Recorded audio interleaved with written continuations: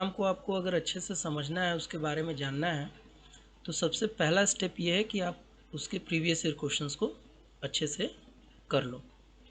तो ये हमारा मैथमेटिक्स ओलंपियाड का 2021 का ऐसे अलग अलग सेट होते हैं ना, डेट भी अलग अलग होता है, हर डेट के क्वेश्चंस अलग होते हैं, जो सेट होता है वो भी अलग अलग होता है। तो उन्हीं सेट में से ये सेट ए का क्वेश्चन मैंने आप लोगों के लिए लेकर हम लोग मतलब आए हुए हैं। तो यहाँ से आप देखो, पहले इस तरह से क्वेश्चन पेपर आपको मिलता है और ये लॉजिकल रीजनिंग आपको पता है कि आपके साथ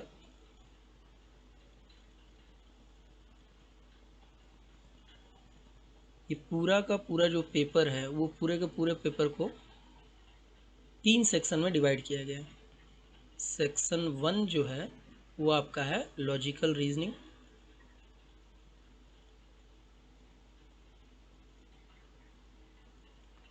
ठीक है। एंड देन सेक्शन 2 जो है वो आपका है mathematical reasoning,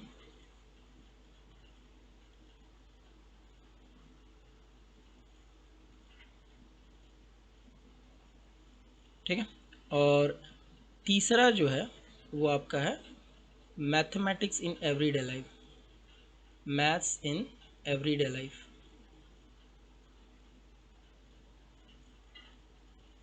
good. And the fourth one is achiever section.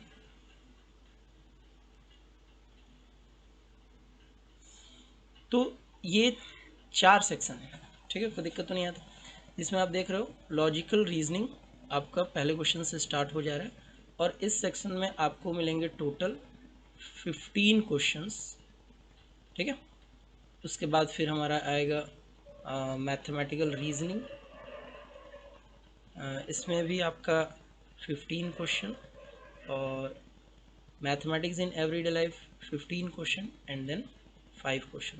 Total आपका हो गया 50 क्वेश्चंस, ठीक है। 50 क्वेश्चंस इन 1 आवर, ये आपको कंप्लीट करना है। अब देखते हैं उसके बाद हमारे पास जो नेक्स्ट ये है, नेक्स्ट स्लाइड में यहाँ पर देख लो क्वेश्चन नंबर 15।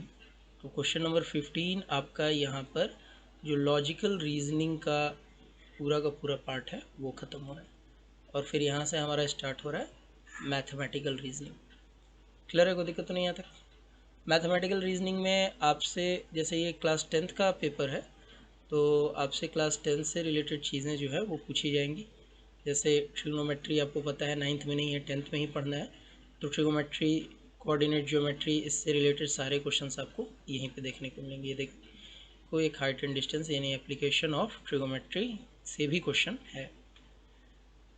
और यहाँ पर अच्छा, मैंने शायद आप लोगों से ये बोल दिया था कि मैं लॉजिकल रीजनिंग के बाद 15 लॉजिकल रीजनिंग के बाद हमने देखा कि 20 मैथमेटिकल रीजनिंग से क्वेश्चंस हैं और उसके बाद फिर आपका 10 एवरीडे लाइफ से क्वेश्चन है और फिर 5 अचीवर सेक्शन से क्वेश्चन है। तो ये थोड़ा नंबर ऑफ क्वेश्चंस वाली बात देख लें, अचीवर सेक्शन। और इसके बाद ये इस तरह से आपको मिलता है सैम्पल पेपर। ये एक सैम्पल है आपका OMR सीट का। यहाँ पर आपको अपना नेम जो भी है वो लिखना है। मान लो मेरा नाम अंकित है, तो मैंने यहाँ पर ऐसे लिख दिया, ठीक है। और आपका जो भी स्कूल कोड है, अब देखो जैसे स्कूल कोड मान लो मेरा, जैसे कोई अगर स्कूल कोड रहे BT2109, तो आपको क्या करना है, बी है तो बी को फिर नीचे कलर करना पड़ेगा, टी है तो फिर टी को नीचे कलर करना पड़ेगा, ठीक है, इस तरीके से। खैर ये तो आप लोगों को वहाँ पे समझाया जाएगा। अब जो क्वेश्चन आपको, मान लो पहला क्वेश्चन है, पहला का क्वेश्चन का आपको आंसर लग रहा है बी, तो आपको बी को ऐसे कलर करना पड़ेगा, ठीक है। ये सारी चीज़ें बेसिक हैं, ये आपको पता होंगी। हम लोग आते हैं क्वेश्चन पे सीधे। जो पीछे पूरा का पूरा क्वेश्चन पेपर आपको दिखा था, वो एक एक क्वेश्चन को हम लोग सॉल्व करने वाले हैं, ठीक है। चलो तो स्टार्ट करते हैं पहले वाले क्वेश्चन से। In which of the following options given figure is exactly embedded as one of its part.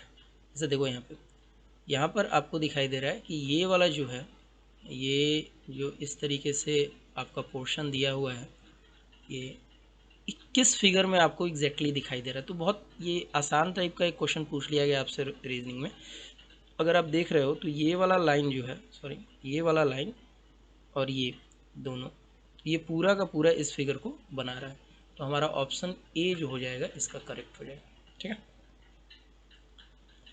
Question number B, sorry 2, select a figure from the option which satisfy the same condition of placement of dots as in the given figure। अब देखो जैसे ये एक dot है, ये आपका एक dot square और सर्कल में कॉमन है। एक डॉट जो है ये आपका ट्रायंगल और सर्कल में कॉमन है। ये जो एक डॉट है ये आपका स्क्वायर छोटी, ये पूरा का पूरा फिगर में कॉमन है। और ये एक डॉट जो है वो सर्कल और रेक्टेंगल में कॉमन है। तो आपको बताना है कि ऐसा कौन सा फिगर है जिसमें अगर हम ऐसे डॉट्स पुट करें तो ये डॉट का प्लेसमेंट हो सकता है। देखो मुझे जो लग रहा है वो ये कि स्क्वायर, ट्रायंगल, रेक्टेंगल और सर्कल में जो कॉमन है वो सर्कल दिखाई दे रहा है। ठीक है। और ऑप्शन वाले में अगर मान लो कोई ऐसा डॉट, सारे डॉट सर्कल में होने चाहिए। तो अगर मान लो कि हमने पहले वाले फिगर में सर्कल में अगर डॉट डाला तो वो ट्रायंगल में नहीं रह पाएगा। ठीक है, ट्रायंगल बाहर निकल जा रहा है तो पहला वाला तो हो नहीं पाएगा। दूसरे में अगर सर्कल में डॉट डाले तो स्क्वायर बाहर निकल जा रहा है, ये नहीं हो पाएगा।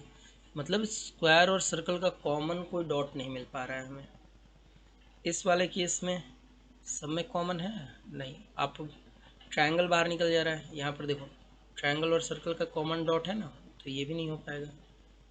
ये वाले में होना चाहिए क्योंकि बच रहा, तो यही करके भी देख लें तो बिल्कुल होगा।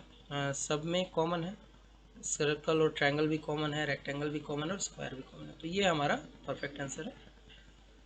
देन क्वेश्चन नंबर 2 का आंसर हो जाएगा डी। ठीक है। Now the next one, find the figure from the option which will complete the given figure matrix।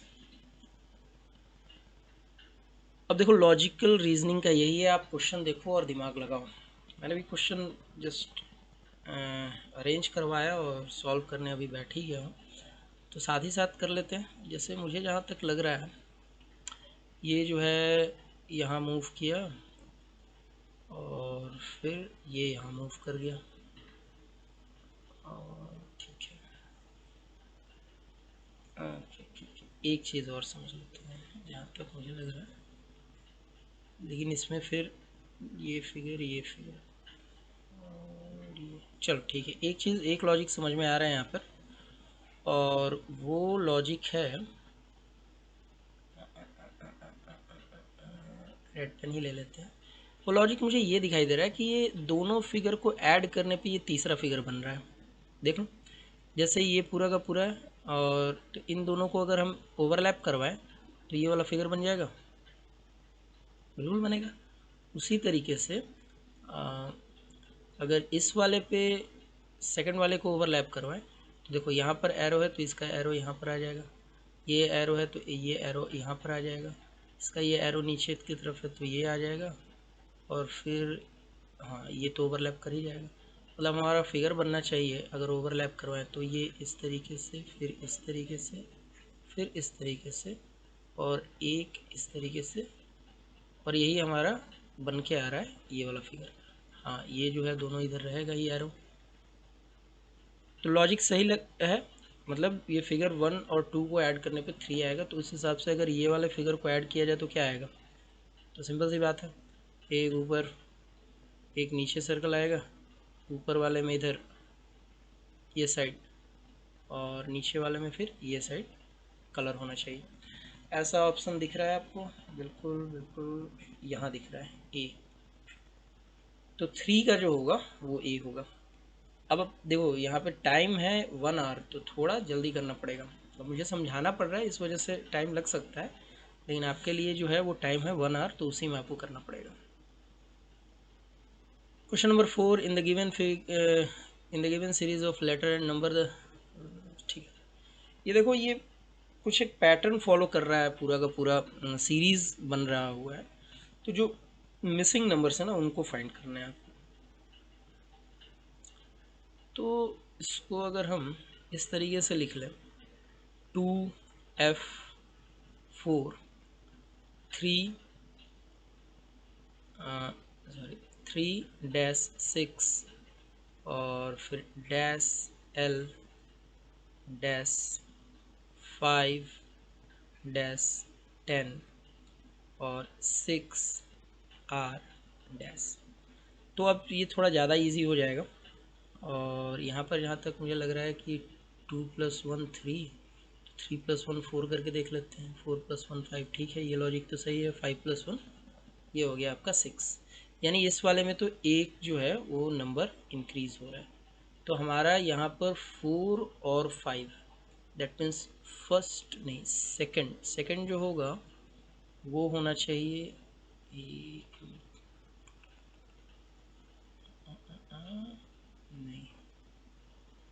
2 3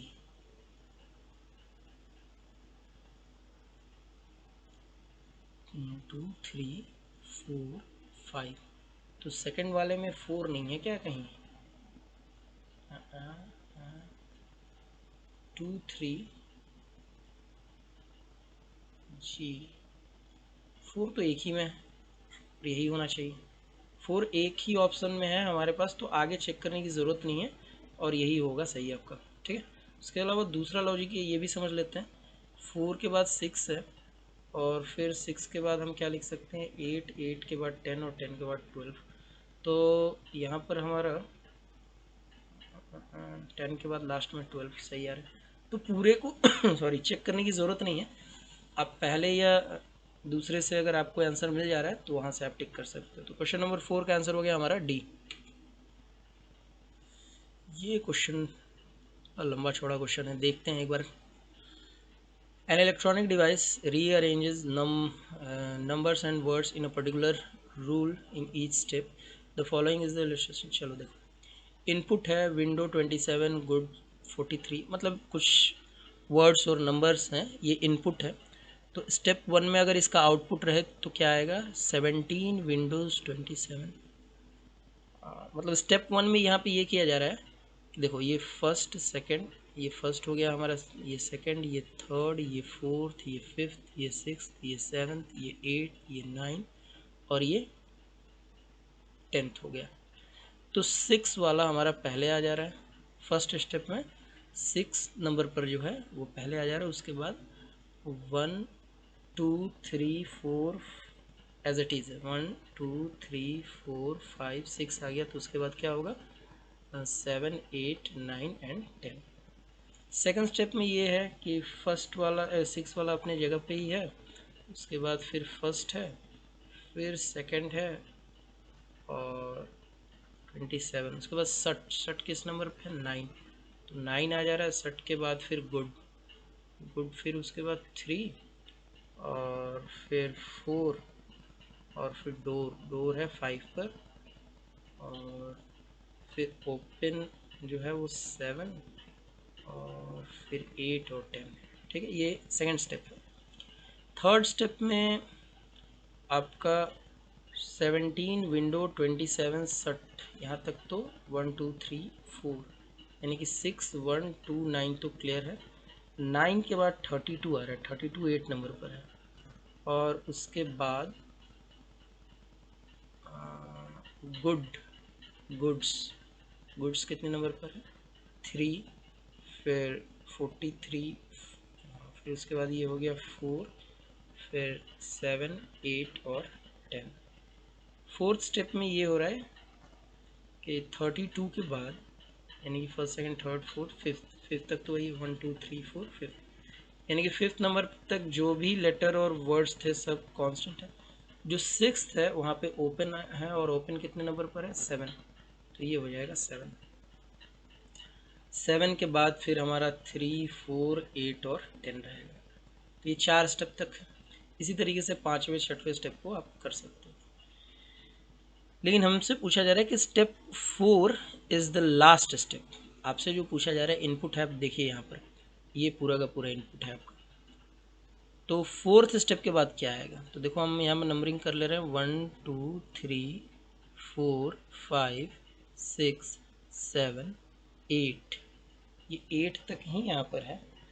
अच्छा 1 2 3 4 5 6 7 8, तो उसमें हम लोग को क्या चाहिए 6 1 2 9 8। 6 में क्या है 22, 1 पर क्या है 1 पे है कैट, तो 22 कैट एक में ही मैच कर रहा है और यही हमारा ऑप्शन सही हो जाएगा डी। तो क्वेश्चन नंबर 5 का ऑप्शन डी होगा आपका करेक्ट। तो दिक्कत तो नहीं यहाँ तक, अच्छा क्वेश्चन था लेकिन टाइम टेकिंग क्वेश्चन था। ये भी चीज़ें आपको थोड़ी देखनी पड़ेंगी कि कौन सा क्वेश्चन ज़्यादा टाइम टेकिंग है, तो उसको क्या करना है स्किप कर देना है, ताकि बाद में टाइम बचे तो उस पर फिर आगे कर लेना, नहीं तो पता चले कि एक क्वेश्चन लेंदी करने में इतना टाइम लग गया, उतने में दूसरा क्वेश्चन करते तो 2-3 हो जाता। तो जैसे ये क्वेश्चन थोड़ा बड़ा था तो इसको अगर एग्ज़ाम टाइम में करना होता तो स्किप करना ज़्यादा अच्छा था। उसी तरह का एक और क्वेश्चन यहाँ पर है, देखो रेक्टेंगल काउंट करना है। एक काम की चीज़ें बता दे रहा हूँ, जैसे देखो यहाँ पर अगर ये रेक्टेंगल है और इसमें आप इस तरीके से इसको डिवाइड कर देते हो, तो बस ये बताओ कितने रेक्टेंगल्स बनेंगे। तो आप बोलोगे एक ये वाला बन गया, एक ये वाला बन गया 2, उसी तरीके से एक ये बन गया 3, और ये बन गया 4, और एक बड़ा वाला था 5। ठीक है, ये दिख रहा है। लेकिन अगर आप ध्यान से देखो तो 6, फिर यहाँ से यहाँ नीचे 7, उसके अलावा ये देखो तो 8, फिर ये देखो तो 9 रेक्टेंगल्स तो ऐसे ही दिखाई दे रहे हैं। टोटल 9 रेक्टेंगल, अगर हम एक रेक्टेंगल को इस तरीके से डिवाइड कर दें तो टोटल 9 रेक्टेंगल्स तो हमें ऐसे ही दिखाई दे रहे हैं। इसका मतलब ये हो गया कि इस वाले में, इसको 1 मिनट रुक जाओ, अब दूसरे कलर से कर दे रहे हैं। अच्छा क्वेश्चन था लेकिन जो बच्चों को ये पता नहीं रहेगा तो वो फंस जाएंगे फिर। जैसे देखो ये जो नीचे रेक्टेंगल है ये 9 बनाएगा रेक्टेंगल, फिर ये जो यहाँ पर है ये 9 बनाएगा रेक्टेंगल, उसके अलावा जो यहाँ है ये 9 रेक्टेंगल बनाएगा, और फिर उसके अलावा जो यहाँ पर है ये भी आपका रेक्टेंगल बनाएगा। तो 1 2 3 4 लेयर तो ऐसे ही हैं, तो 9 4 36 तो ऐसे ही हम लोग को दिखाई दे रहा है रेक्टेंगल। इसका मतलब मोर देन 35। ये आग बंद करके इस ऑप्शन पे टिक कर दो, यही ऑप्शन आपका क्या होगा करेक्ट होगा। ठीक है, नेक्स्ट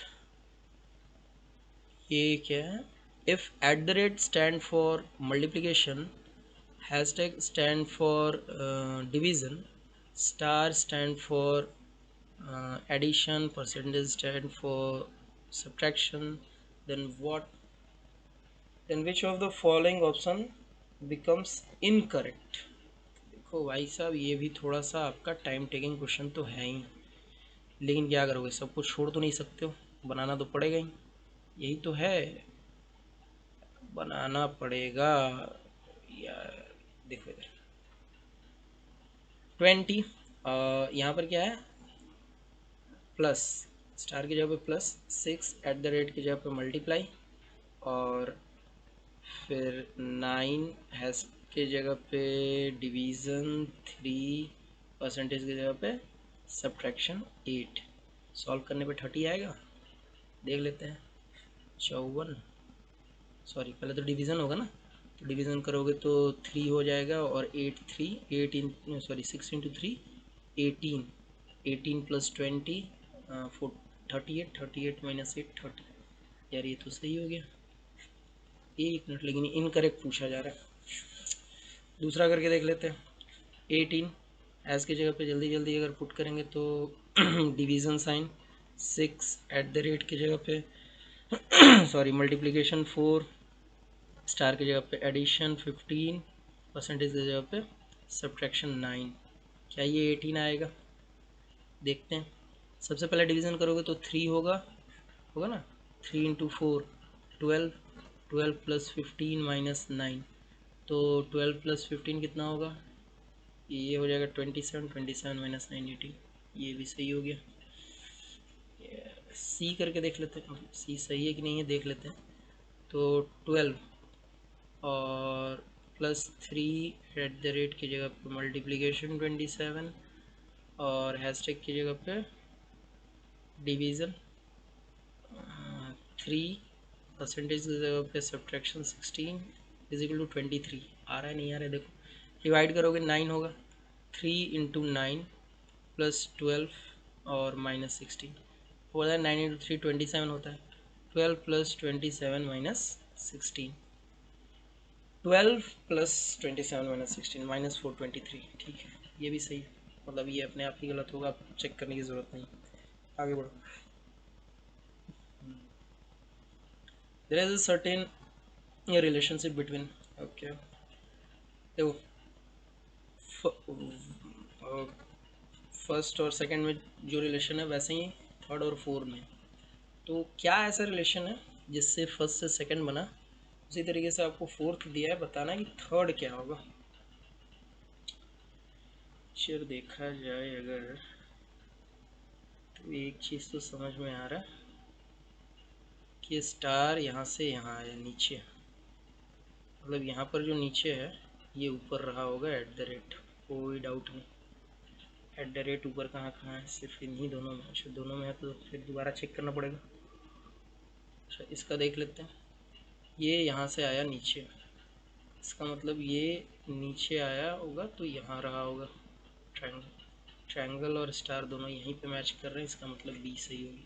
तो ज़रूरी नहीं है कि आप एक एक करके मैच करो, जहाँ पर आपको दिखा कि हाँ काम बन गया, एक अलग दिखाई दे रहा है तो टिक करो ऑप्शन और फिर निकल लो वहाँ से, ज़्यादा नहीं है करना है। आगे बढ़ते हैं, question number 9, 6 families M, N, O, P, Q and R are living on a different floor of building. The ground floor is considered as the first floor.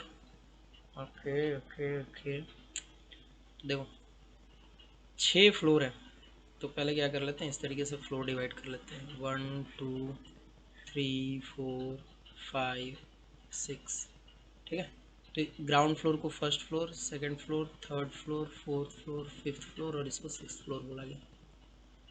इसमें 6 फैमिली है, M, N, O, P, Q, R, ठीक है। अब ये statement पढ़ो एक एक, ठीक है। पजल इसको बोलते हैं, पजल है, सॉल्व करना है, फाइनली आंसर करना है।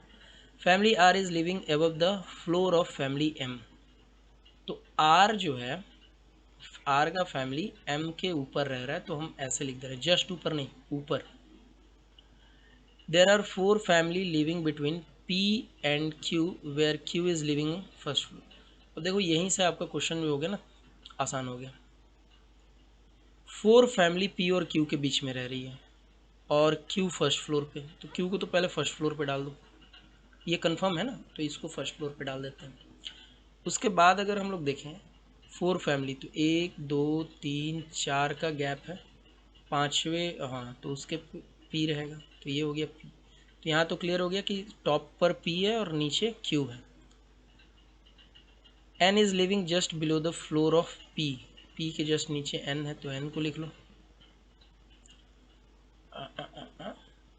Family of O is living on the even number floor but not just above Q, Q के जस्ट ऊपर नहीं है लेकिन इवन नंबर पर है, तो इवन एक ही बचा, तो ओ हो गया यहाँ पर, और आर और एम ऐसे थे, तो आर और एम को इस तरीके से हो गया पूरा का पूरा अरेंज। अब आपसे क्या पूछा जा रहा है, family which family is living between the family N, N के नीचे कौन है, ओ है भाई, तो एन के नीचे ओ है, तो ऑप्शन सी सही होगा। टिक करो आगे बढ़ो। चलिए question number 10, if A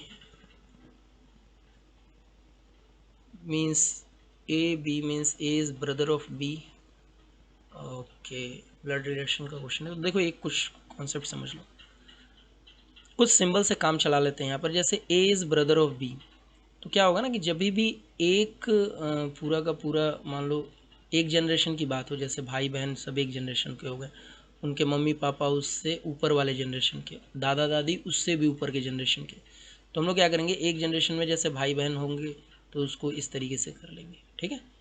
A means A is brother of B, अगर ए ब्रदर है तो एक क्या कर लेते हैं, जेंडर का भी थोड़ा लोचा हो जाता है, तो मेल को रेक्टेंगल से और फीमेल को सर्कल से डिनोट कर देंगे। अब देखो एक और चीज़ क्या होता है, एक ही जनरेशन में पति पत्नी भी हो सकते हैं, तो उसको हम लोग ऐसे डबल लाइन से शो कर लेंगे। जैसे मान लो कि सी इज़ वाइफ ऑफ डी, तो इस केस में ऐसे लिख देंगे, ठीक है। अब यहाँ पे देखो P@Q, अब एट द रेट का मतलब समझो, A@B का मतलब A is wife of B, A is wife of B, इसका मतलब यहाँ पर हो जाएगा P is wife of Q, तो हमने ऐसे लिख दिया, यानी Q मेल है तभी तो P उसकी वाइफ है। एंड Q, अब ये डॉलर का साइन है, इसका मतलब brother, Q is brother of T, तो Q T का भाई है, तो T को ऐसे कर लो। हैशटैग का मतलब क्या है भाई, A is daughter of B, that means T is daughter of U। एक तो पहले T लड़की है और किसकी बेटी है, U की बेटी है। अब U इसकी माँ है कि पिताजी है, नहीं दिया है तो अपने मन से नहीं एज्यूम कर लेना है। एट द रेट का मतलब क्या है, एट द रेट का मतलब है A is wife of B, इसका मतलब U जो हो जाएगा ये वाइफ ऑफ W, इसका मतलब ये इसकी माँ है और इसके पिताजी जो हैं वो W हैं। ये हमने बना लिया एक ग्राफ। अब इसमें से क्या पूछा जा रहा है, then which of the following indicates that U is mother in law of P, U is mother in law of P, तो देखो ये तो सही हो रहा है। अब देखो ये जो है T की मम्मी है और ये T का भाई है, इसका मतलब ये Q की भी मम्मी होंगी, और जब Q की ये मम्मी है तो Q की जो वाइफ है P, तो उसकी तो ये सास हुई ना, और इसी को तो बोलते हैं हम लोग क्या, मदर इन लॉ। तो भैया मदर इन लॉ ये सही इंडिकेशन है और आपका पहला ही ऑप्शन लग गया सही। लेकिन अगर पहला ऑप्शन सही नहीं लगता ना, और अगर आपका प्रैक्टिस ढंग का नहीं रहता, तो इसमें आपके 4-5 मिनट निकल गए होते। If it is possible to make a meaningful word from the second, fifth, sixth and eight letter, second, fifth, eight, second, third, fourth, fifth, sixth, seventh, eight, fifth के बाद सिक्स्थ भी है ना, और एट, इनसे जो है मीनिंगफुल वर्ड बनाना है। ये मीनिंगफुल वर्ड का मतलब आपका भी यहाँ पे इंग्लिश भी थोड़ा अच्छा खासा होना चाहिए। तो क्या क्या बना सकते हैं, एक तो इरोज ही एक अपने आप में एक वर्ड है, यही बन गया। दूसरा है, इससे रोज भी बना सकते हो, ROZ, तो ये तो होगा नहीं, ये भी नहीं होगा, बचा दो और दो से ज़्यादा। और क्या बन रहा है, ओर्स बना सकते हैं क्या, ओर्स भी बना सकते हैं। तो ये तीन तो ये यहीं दिख गया, आगे हो सकता है नहीं हो सकता है उससे हमको मतलब नहीं है, तो दो नहीं होगा, मोर देन 2 आ गया, इतना से मेरा काम बन गया और हो गया, आगे बढ़ लेंगे हम लोग। Choose the correct mirror image. Mirror image क्या होता है पता ना, थोड़ा सा ध्यान से समझ लो, क्लास 10th का ही है तो एक चीज़ तो आपको पता ही होगा कि अगर मिरर में लेफ़्ट का राइट और राइट का लेफ़्ट होता है बस, और कुछ नहीं, लेटरली इन्वर्टेड, बाकी उसके अलावा कोई चीज़ नहीं। जैसे अगर मान लो कि यहाँ पर हम 5 लिखें तो इसका इमेज इस तरीके से बनेगा, सॉरी इस तरीके से बनेगा, इस तरीके से बनेगा इमेज, तो 5 का ऐसे बनेगा। उसी तरीके से अगर बोला जा रहा है कि लेफ़्ट में अगर मिरर रखा जाए, place vertically to the left, if mirror is place vertically to the left, तो लेफ़्ट में अगर हम यहाँ पर ऐसे मिरर रख दें तो क्या बनेगा देखो। तो सबसे पहले तो ये देख लो कि आएगा आपका इस हिसाब से, पहले ये आएगा, और ट्रायंगल का मिरर और सर्कल के मिरर इमेज में कोई फ़र्क नहीं पड़ता। अब देखो इन दोनों ऑप्शन में तो इसने उल्टा ही कर दिया हो, इसको ऊपर नीचे ऐसा नहीं होता है, बस ये ऑप्शन में आपको देखना है। अच्छा ये वाले ऑप्शन में इसने क्या कर दिया है, पहले इधर आर आएगा ही नहीं, 5 का पहले इधर मिरर इमेज बनेगा, और ऐसा ऑप्शन यही है, देख लो करेक्ट। तो हमारा ऑप्शन हो गया 12 का क्या, A. If north west is called east, ये देख लो इधर, ये नॉर्मली हम लोग क्या बोलते हैं इसको, नॉर्थ, साउथ, ईस्ट, वेस्ट। तो नॉर्थ वेस्ट ये वाला डायरेक्शन को इन्होंने बोला क्या, ईस्ट, ठीक है भाई। और south west is called north, इनके हिसाब से ये हो गया नॉर्थ। और north east is called south. Then what will west called, तो वेस्ट को क्या बोलेंगे, तो देखो ईस्ट और नॉर्थ के बीच में आ रहा है तो नॉर्थ ईस्ट बोल देंगे। ये सिंपल सा क्वेश्चन था, टाइम टेकिंग क्वेश्चन नहीं था। देखो ये ट्रांसपेरेंट सीट लेके और यहाँ पर क्या किया गया, इस फिगर को ये डॉटेड लाइन पे ऐसे मोड़ दिया गया तो बहुत सारी चीज़ें एक दूसरे को ओवरलैप करेंगी, तो कौन सा फिगर बनेगा देखते हैं। जैसे ये लाइन जो है ये इस लाइन पर आ जाएगा, तो लाइन तो एक लाइन दो, यहाँ पे दो लाइन अलग अलग दिख रहा है, ये होगा नहीं, ये भी नहीं होगा, यहाँ लाइन ही गायब है, ले ये तो पहले ही में निकल गया, ठीक है। तो ऑप्शन सी होगा। देख लो ना, अगर ये इसको आप ओवरलैप करवाओगे तो ये दोनों लाइन एक दूसरे के ऊपर आ जाएगा, तो दो लाइन कैसे दिखाई देगा, जैसे यहाँ दिखाई दे रहा है, जैसे यहाँ दिखाई दे रहा है, यहाँ पर तो ये वाला इसने लाइन ही हटा दिया हुआ है, तो सी ऑप्शन करेक्ट होगा। ये क्या है, आपको एक कोड दिया हुआ है, और if any letter is followed and preceded by, if any letter is followed and preceded by a number is then coded by right arrow। कोई लेटर जो जिसके आगे पीछे नंबर हो उसको एरो से डिनोट करेंगे। Any letter is followed and preceded by a letter is followed by vertically upward arrow. अगर कोई लेटर है और वो लेटर ही उसके आगे या पीछे है तो उसको ऐसे वर्टिकली अपवर्ड से डिनोट किया जाएगा। विच of the following will be the code of this, तो 5 के लिए क्या है, डॉलर का साइन है, तो डॉलर तो सब में है। एक काम करो, ये सब में है डॉलर का साइन, ये भी सब में है, ये साइन भी सब में है, तो पहले 3 से तो आपको डिफरेंस दिखने नहीं है, आप 7 से स्टार्ट करो। 7 के लिए साइन क्या है, प्लस का है, और प्लस किस में है, सिर्फ इसी में, मारो टिक, ठीक है। इसके लिए टिक कर दो, कोई दिक्कत नहीं है, आँख बंद करके कर लो।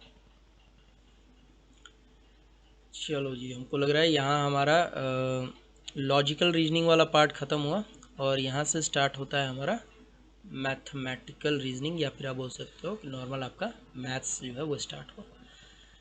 The roots of quadratic equation, देखो भैया रूट्स ऑफ क्वाड्रेटिक इक्वेशन, या तो आप इनको स्प्लिट कर लो, नहीं तो सबसे अच्छा है डिस्क्रिमिनेंट निकाल लो, क्योंकि रूट तो हमसे पूछा नहीं जा रहा है, बस ये पूछा जा रहा है कि नेचर क्या होगा रूट का। तो डिस्क्रिमिनेंट आपको पता है कि क्या होता है, बी स्क्वायर माइनस 4ac होता है। बी स्क्वायर की जगह पे आपका हो जाएगा 25 माइनस 4 इंटू 13, और सी की जगह पे -2, तो ये हो गया 25 और माइनस माइनस प्लस, और 8 तो 93 104, तो ये हो गया 129। तो देखो रियल तो है, इसमें कोई दिक्कत नहीं है, और इक्वल नहीं है, रेशनल भी नहीं है, क्योंकि ये अंडर रूट में आएगा, इसका मतलब परफेक्ट स्क्वायर है नहीं, तो रेशनल नहीं होगा, रियल होगा, इक्वल भी नहीं होगा। इक्वल तब होता है जब डिस्क्रिमिनेंट 0 होता है, तो रियल एंड डिस्टिंक्ट ये सही है। नॉट रियल नहीं, ये भी गलत है। नॉट रियल कब होता है, जब डिस्क्रिमिनेंट लेस देन 0 होता है, तो यहाँ पर लेस देन 0 तो नहीं है, तो हमारे लिए ऑप्शन हो गया रियल एंड डिस्टिंक्ट। देख लो एक बार, समझ लो अच्छे तरीके से, discriminant less than 0 not real, ठीक है। डिस्क्रिमिनेंट इक्वल टू 0 तो रियल होगा और इक्वल होगा। डिस्क्रिमिनेंट ग्रेटर देन 0 तो इस केस में क्या हो सकता है कि डी परफेक्ट स्क्वायर भी हो सकता है और डी परफेक्ट स्क्वायर नहीं भी हो सकता है। अगर डी परफेक्ट स्क्वायर है तो रियल में भी आपका रेशनल रूट होगा, और अगर परफेक्ट नहीं है तो इरेशनल। ठीक है, आगे बढ़ते हैं।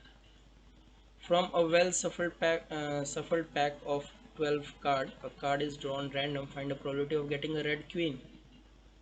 आपको पता है कि पूरे 52 कार्ड्स के पैक में आधा जो होता है आपका रेड कार्ड होता है और आधा ब्लैक कार्ड होता है। ठीक है, तो हाफ तो हो गया रेड, 26। अब उसमें भी रेड में आपको क्वीन चाहिए। अब आपको पता है कि इस 26 में भी दो अलग अलग पार्ट में बटेंगे, जिनके पास हर एक के पास एक एक क्वीन रहती है। तो टोटल क्वीन कितनी हो गई? 2। यानी ये हमारा क्या हो गया, जो टोटल हमारा जिस फेवरेबल इवेंट हो गया, और आउटकम टोटल कितने हैं? 52 कार्ड्स हैं, तो डिवाइडेड बाई 52 कर दो, तो ये कैंसिल हो गया, 1/26 आ गया। Option B, question number 17। Next, a chord of a circle is equal to the radius of circle। या एक सर्कल है, इसमें एक कॉर्ड बना देते हैं अलग कलर से। तो देखो, एक कॉर्ड है और बोला जा रहा है ना कि जो रेडियस है इसका उसी के ये इक्वल है। यानी कि अगर रेडियस जो है यहाँ से यहाँ और यहाँ से यहाँ है, ओ ए बी, यार येलो से दिख नहीं रहा है, सही से दिख नहीं रहा है, तो चलो, तो यहाँ से इसका मतलब ये हो गया कि O A is equal to O B is equal to A B, है ना। अगर ये कॉर्ड रेडियस के इक्वल हो गया तो तीनों इक्वल हो गया, इसका मतलब आई इक्विलेटरल ट्रायंगल, और इक्विलेटरल ट्रायंगल का मतलब हर angle 60 degree. Then find angles obtained by chord at a point on the major arc. तो कॉर्ड जो है मेजर आर्क पे कितना डिग्री का एंगल बनाएगा, ये बताओ। देखो, बहुत ही सिंपल सा रूल है सर्कल का कि सेंटर से अगर इसको मिलाओगे तो जितना एंगल यहाँ बनता है, जैसे 2 थीटा बना, तो इसका हाफ बनेगा यहाँ पर थीटा। तो भाई साहब, अगर यहाँ 60 बन रहा है तो यहाँ कितना बनेगा? 30 बनेगा। कोनो दिक्कत बा ना? बात आगे बढ़ो। Question number 19. In the given figure, ADCE are the angle bisectors of angle A and C. If 90, find AOC. AOC angle bisector. Figure तो हमको खुद ही से बनाना पड़ेगा फिर से, कि ऐसा है कि ये जो है ना 90 डिग्री है, ये एंगल बाइसेक्टर है। हमें पता नहीं है कि कितना एंगल है, क्या है। देखो, जब कुछ ना दिया हो ना तो बड़ा बढ़िया सा एक आपके पास सिचुएशन है कि जब कुछ दिया ही नहीं है तो हम कुछ भी एज्यूम कर सकते हैं, मेरी मर्जी। तो मैंने मान लिया ये वाला एंगल 30 और ये वाला एंगल 60 है। अब ये बाइसेक्ट हो रहे हैं, कर दो बाइसेक्ट भैया, हमें क्या। बाइसेक्ट करोगे तो ये कितना आएगा? 15, और इसको जो बाइसेक्ट करोगे तुम तो ये आ जाएगा 30। अरे बोलो, ये 30 आ गया, मतलब ये वाला बच गया आपका यहाँ पे 15 और ये बच गया यहाँ पे 30। अब इसका मतलब ये हो गया कि 15 और 30 मिलके 45 तो बना लिए। बाकी आपको पता है कि ट्रायंगल के तीनों एंगल का सम 180 होता है, यानी कि ए सी और ओ भी ऐड करने पे 180 होगा, जिसमें आपका ये ए और सी ऐड करने पे कितना आ रहा है? 45। तो बाकी बचा 180 में से सब्ट्रैक्ट कर लो तो 135 आ जाएगा। ईजी क्वेश्चन, 135 यही आंसर होगा। दिमाग में ये नहीं आ रहा है ना कि अगर ये अलग अलग रख ले तो आंसर अलग अलग आएगा? नहीं आएगा। चलो देखो, एक और एग्जांपल लेके बता देता हूँ, देख लो, हो सकता है आ जाए दिमाग में कि ये 60-30 पे ही पॉसिबल है। कोई ज़रूरी नहीं। जैसे मुझे पता है कि ये दोनों 90 होगा, सम 90 होगा, क्योंकि ये 90 है, तो मैंने मान लिया कि ये 20 है और ये 70 है। अब बताओ, तुम 40-50 भी एज्यूम कर लो, कोई दिक्कत नहीं। एंगल बाई सेक्टर ले लो तो ये हो गया 10, इसका एंगल बाई सेक्टर ले लो तो ये हो गया 35। और देखो फिर से 45 आ गया तो ये 135 हो जाएगा। होना ही है, बिल्कुल होना है। तुम यही XYZ लेके बनाना शुरू कर दो ना, तो इसी में 5 मिनट निकल जाएंगे, 6 मिनट, और फिर आगे क्वेश्चन के लिए टाइम ही ना बचे तुम्हारे पास। जल्दी जल्दी आ जाओ इधर।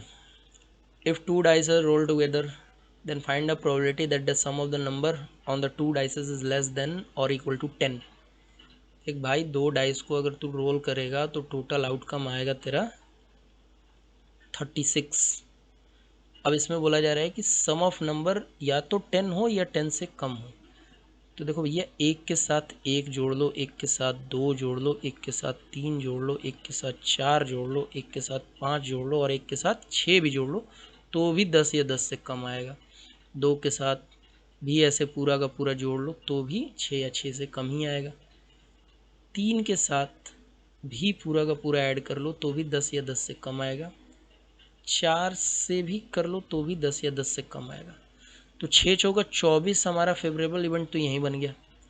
अब 5 के साथ जो है ना, एक काम कर लो, 5 और 6 11 आएगा, और 6 और 5 11 आएगा, और फिर 6 और 6 12 आएगा।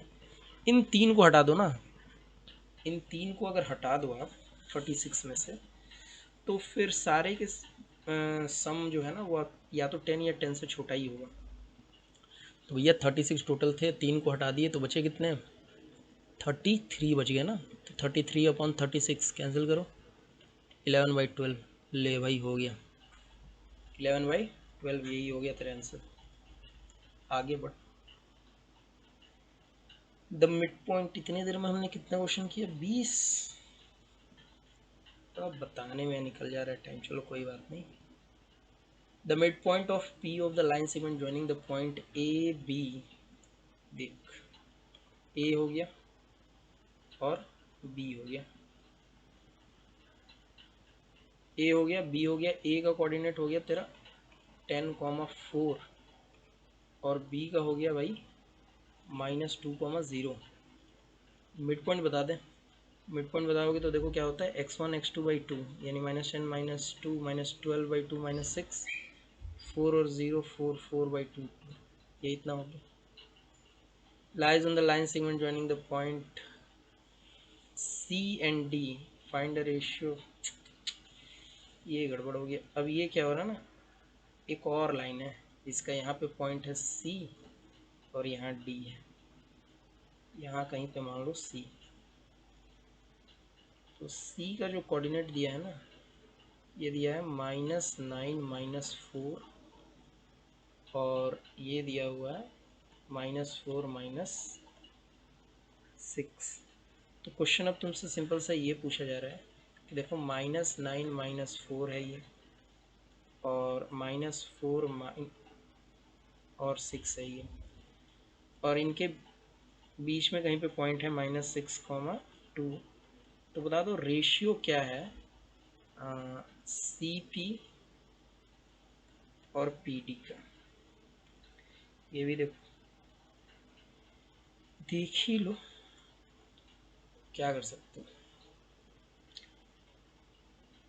रेशियो जो है, हाँ हमें पता है कि अगर हम इसको के रेशियो 1 में एज्यूम कर लें तो क्या होगा, -6 कैसे आएगा, -6 कैसे आएगा, -9 होगा ना, 9 - 1, और फिर के को -4 से मल्टीप्लाई करो तो -4k डिवाइडेड बाई होता है m+n, यानी कि k+1 करो, मल्टीप्लाई करोगे तो ये -6k, -6 is equal to -9 -4k। के को उधर लेके जाना तो बचेगा क्या, -2k इज इक्वल टू, इसको इधर लेके आओ तो -3, कैंसिल कर, तो k का वैल्यू आ गया 3/2। इसका मतलब रेशियो हो जाएगा 3/2। ठीक है, बन गया ये भी तुम्हारा। यार ये क्वेश्चन जो है ना, रुक जा भाई तू हट,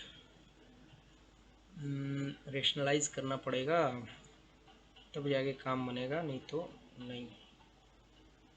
ठीक है, और ये यहाँ पे अलग है क्या, √2 है कि सिर्फ 2 है, सिर्फ 2 है। तो भाई सब ऐसे कर लेते हैं,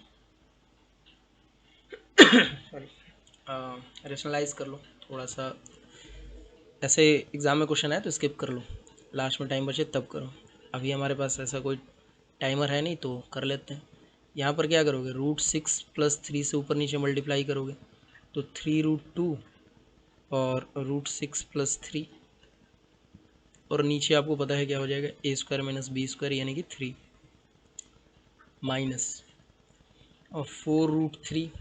आपको यहाँ पर भी √6 +2 से मल्टीप्लाई करना पड़ेगा, √2 से, और नीचे आपको पता है 6 - 2 4 हो जाएगा, और प्लस 2√3, और यहाँ पर आपको किससे करना पड़ेगा, √6 - 2 से, और नीचे आपका हो जाएगा 6 का स्क्वायर, √6 का 6, 6 - 4 2, 2 से 2 कैंसिल हुआ, 4 से 4 कैंसिल हुआ, और 3 से 3 कैंसिल हुआ। √2 × 6 √12 प्लस √6 माइनस यहाँ √6 - 2, यहाँ मल्टीप्लाई करोगे तो हो जाएगा √18 और -2√3। यही है, सही में कुछ कट रहा है, सही तो कट रहा है, और कुछ ना बच रहा है इधर। √12 को कितना लिख सकते हैं, 4 × 3 यानी 2√3, और देखो 2√3 यहाँ पर भी है, -2√3, और ये हो गया -√2, और इसको लिख सकते हो कितना, 9 दूनी 18, तो इसको लिख सकते हो 3√2। तो ये कैंसिल, और 3√2 में से √2 सब्ट्रैक्ट करोगे तो बचेगा 2√2। कैलकुलेशन तो सही लग रहा है, कहीं कोई दिक्कत तो नहीं है। -18, एक मिनट यहाँ गड़बड़ है, ये 18 हो जाएगा और ये 6 हो जाएगा, 18 से 18 कैंसिल हो जाएगा, फिर मैंने 6 से 6 कैंसिल कर दिया था, 6 से 6 कैंसिल, और ये 2√3 से 2√3 कैंसिल, 0 हो जाएगा आंसर। ठीक है, यहाँ पर जो है ना √3 दिखा नहीं, तो 0 हो जाएगा इसका आंसर। आगे बढ़ते हैं। A right circular cylinder whose diameter is equal to its height, diameter और हाइट इक्वल है। एक काम करो, एक सिलेंडर बनाओ, पहले एक सिलेंडर बनाओ। यार सिलेंडर टाइप का बना नहीं, लेकिन कोई बात नहीं, फ्रस्टम बन गया। Right circular cylinder whose diameter is equal to height, तो भैया डायमीटर हमने मान लिया, डायमीटर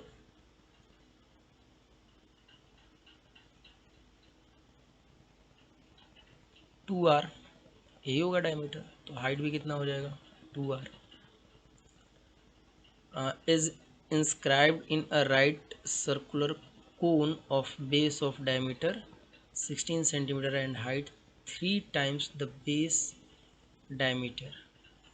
यार ये क्वेश्चन थोड़ा सा तो तुमको लेंदी लगेगा, पढ़ना पड़ेगा अच्छे से। तो क्या है, 16 सेंटीमीटर डायमीटर वाला एक कोन है, और उसका हाइट 3 times बेस के डायमीटर से, मतलब 48 बोल देता सीधे सीधे। The axes of both solid coincide, what is the volume of the solid inside the cone but outside the cylinder.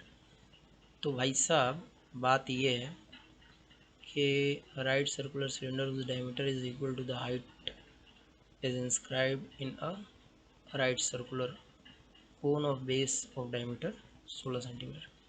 इसका बेस जो है वो 16 सेंटीमीटर है, और इसका जो हाइट है वो है 48 सेंटीमीटर। अब देखो यहाँ पर हम इसके अंदर क्या कर लें, एक, यार ये पूरा का पूरा क्यों कलर हो जा रहा है, ऐसे थोड़ी ना होता है, वो रेड रहना चाहिए था। ये यहाँ तक आ रहा है।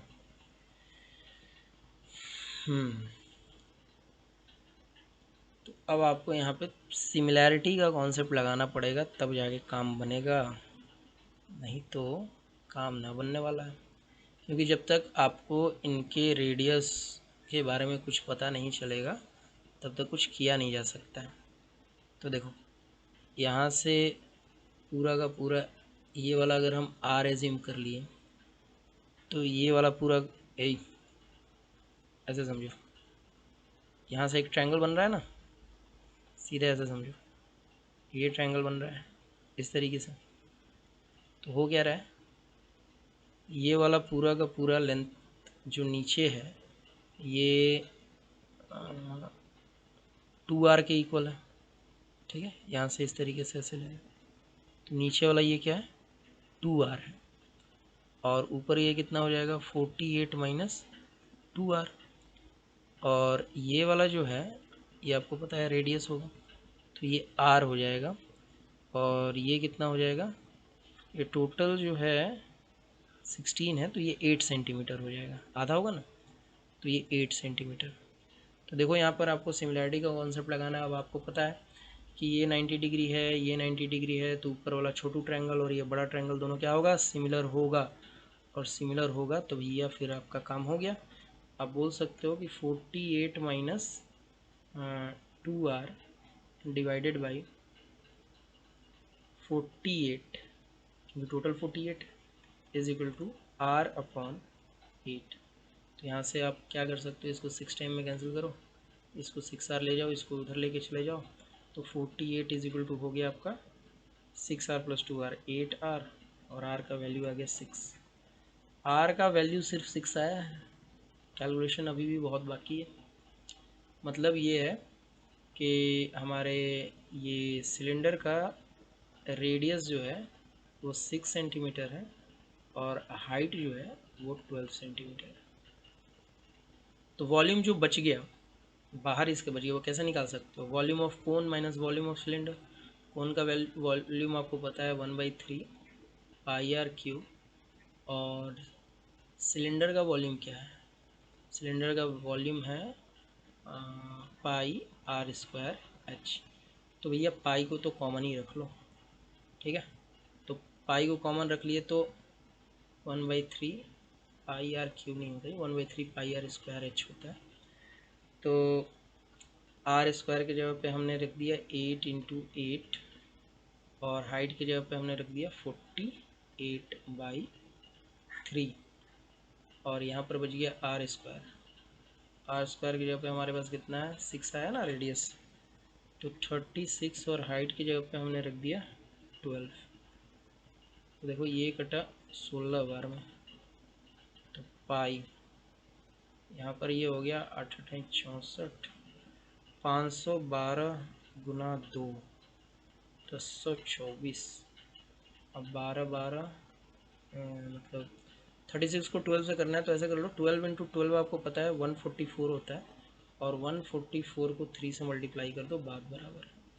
तो पाई और ये आ गया 1024, और ये हो गया चलते हैं 12 की 2 हासिल, 1 14 3 42 और 1 43। तो भाई साहब ये आ गया आपका आंसर। अब देखो इसमें से सब्ट्रैक्ट करो तो 2 आ गया, और 12 माइनस 3 9 92 किसके लास्ट में, इसके लास्ट में टिक करो। पूरा कैलकुलेट करने की ज़रूरत नहीं है, ऑप्शन का फ़ायदा उठाओ। क्वेश्चन लेकिन अच्छा था, इस क्वेश्चन में थोड़ा टाइम लगेगा, पहली बार अगर कर रहे हो तो टाइम तो और ज़्यादा लगेगा, लेकिन इस तरह का क्वेश्चन अगर आप क्लास में पहले प्रैक्टिस कर चुके हो तो फिर आसान हो जाएगा। The length of side of triangle is 4 centimetre 6 centimetre 8 centimetre. The length of perpendicular from the vertex opposite to the side whose length is 8 cm is equal to। ऐसा देखो क्या है, एक ऐसे ना ट्रायंगल है, ये थोड़ा ट्रायंगल सही से बना लेते हैं, ठीक है।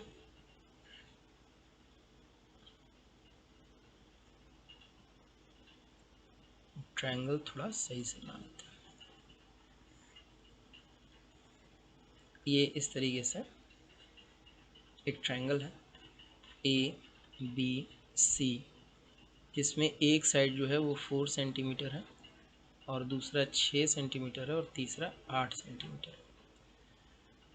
Then length of perpendicular from the vertex opposite to the side of 8 centimetre. तो 8 सेंटीमीटर वाला जो आपका साइड दिखाई दे रहा है, इसके अपोजिट वर्टेक्स से जो परपेंडिकुलर ड्रॉ किया गया है, इसका वैल्यू आपको फाइंड करना है। तो ये तभी हो पाएगा जब आपको इसका एरिया पता हो। क्या पता हो?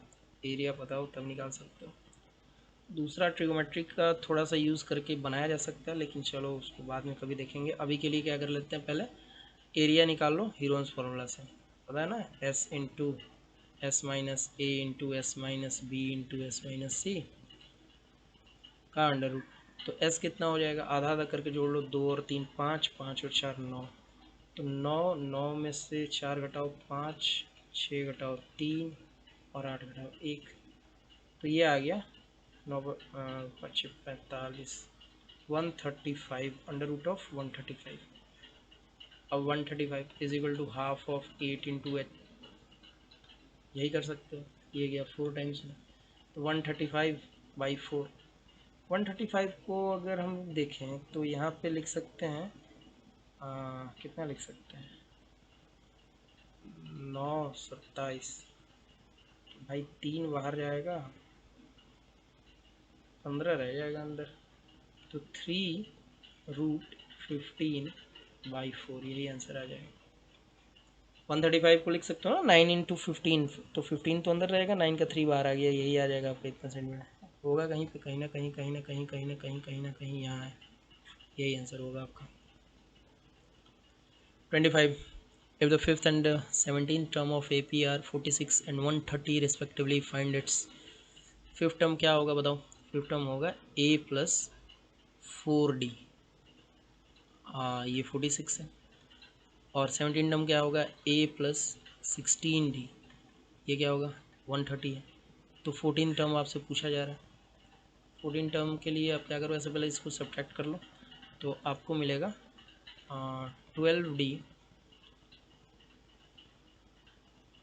इसमें से इसको सब 12d is equal to minus, अब ये कितना हो गया 4 और 12 माइनस 84, तो माइनस का कैंसिल करोगे तो डी का वैल्यू आ गया 7, डी का वैल्यू आ गया 7। अब ए का वैल्यू निकाल सकते हो, 7 इंटू 4 28, तो 28 इसमें से सब्ट्रैक्ट कर दो, कितना आएगा 18 आएगा ना। तो ए हो गया 18 और डी हो गया आपका 7, तो कौन सा टर्म, 14 टर्म आपसे पूछा जा रहा है।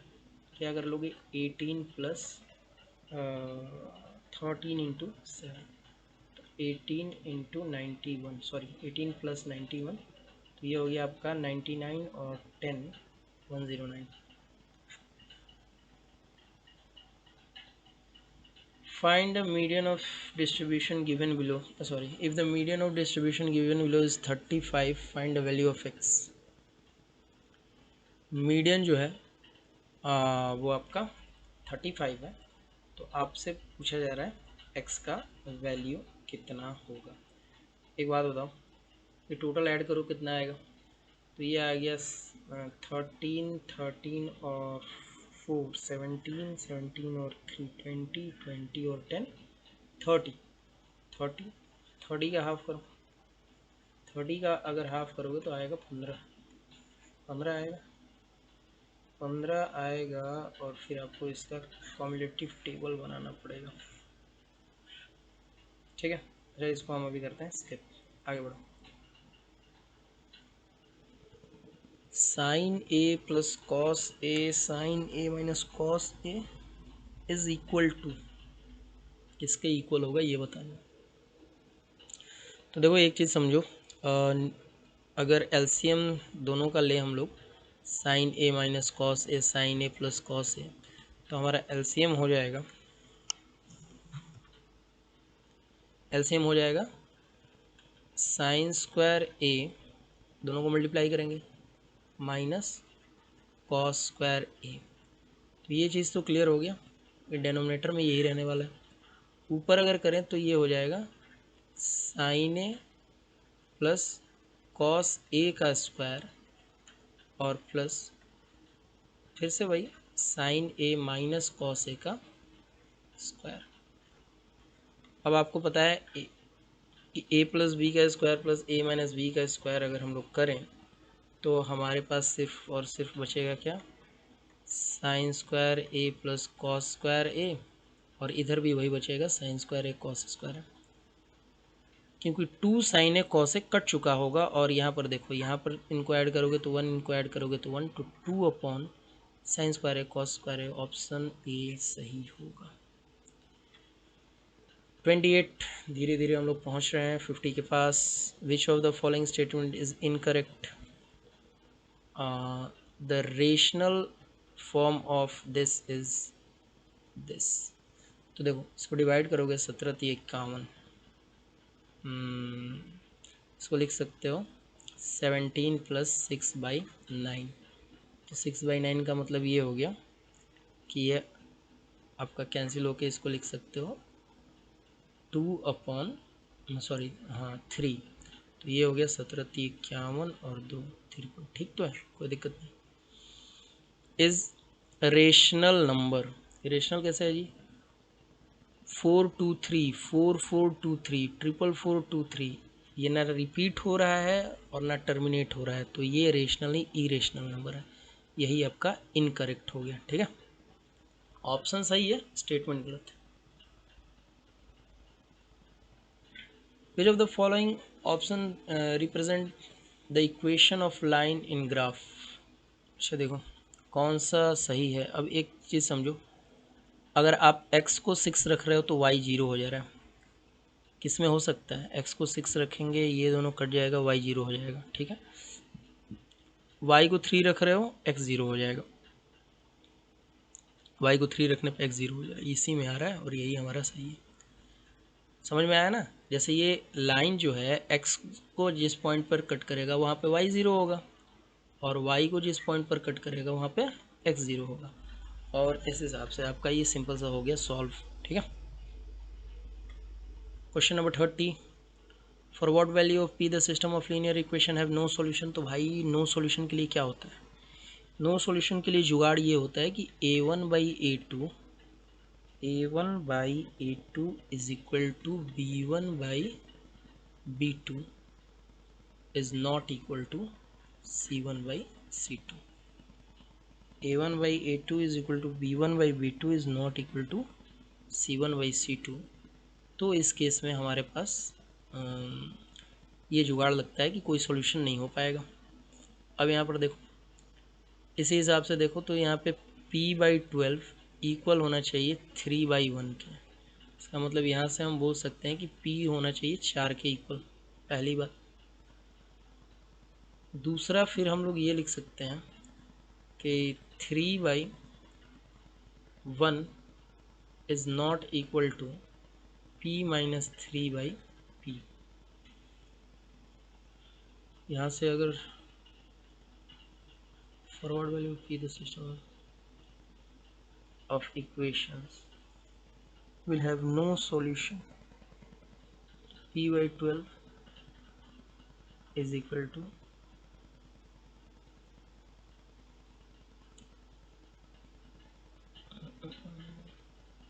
थोड़ा सा गड़बड़ हो गया, ये कटेगा नहीं, ये इधर जाकर मल्टीप्लाई होगा ना, p36 होगा, तो p36। तो सॉल्यूशन के इक्वल ना होने के लिए हम लोग को चाहिए कि ये दोनों इक्वल हो जाए, और ये दोनों इक्वल 36 पर हो रहा है, तो 36 ही हमारा ऑप्शन होगा। वैसे एक चीज़ आपको और भी देखना पड़ेगा कि b1 is by b2 is not equal to c1/c2। ठीक है, उसके लिए ये सेटिस्फाई करेगा और यही आपका आंसर हो जाएगा। Two similar triangle RED and SKY have their area in the ratio 16:49. The perimeter of SKY is 21. Measure of two sides of RED is this. Measure of its third side. देखो बड़ा simple सा है कि अगर दो triangle है, एक है SKY, ठीक है, आजकल SKY कुछ ज़्यादा ही पॉपुलर है नहीं, दूसरा जो है RED, गुड। तो SKY का जो एरिया है वो 49 है, यार 50 से कम पे तो ये मानता नहीं है, लेकिन चलो कोई बात नहीं। और इसका जो है वो 16 है। तो देखो एरिया का जो रेशियो रहता है ना, एरिया का जो रेशियो रहता है उसका अंडर रूट अगर कर लोगे तो वो उनके साइड का या फिर उनके पेरीमीटर का रेशियो हो जाता है।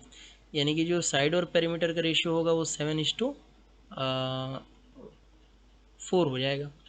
अब एस के वाई का जो आपका पेरीमीटर है वो दिया हुआ है 21, यानी कि 3 टाइम्स।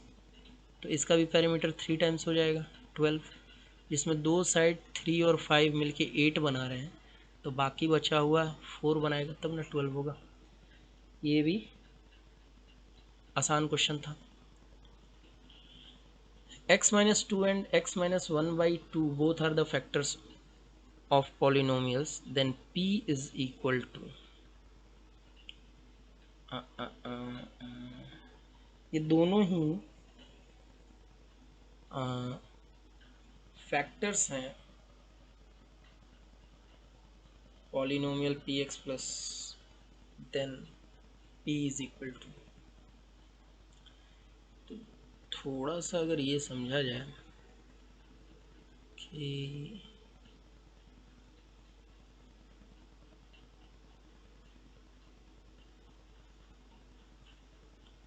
r के टर्म में, तो या तो वैल्यू पुट कर लो और उसके बाद निकाल लो, इन दूसरा कुछ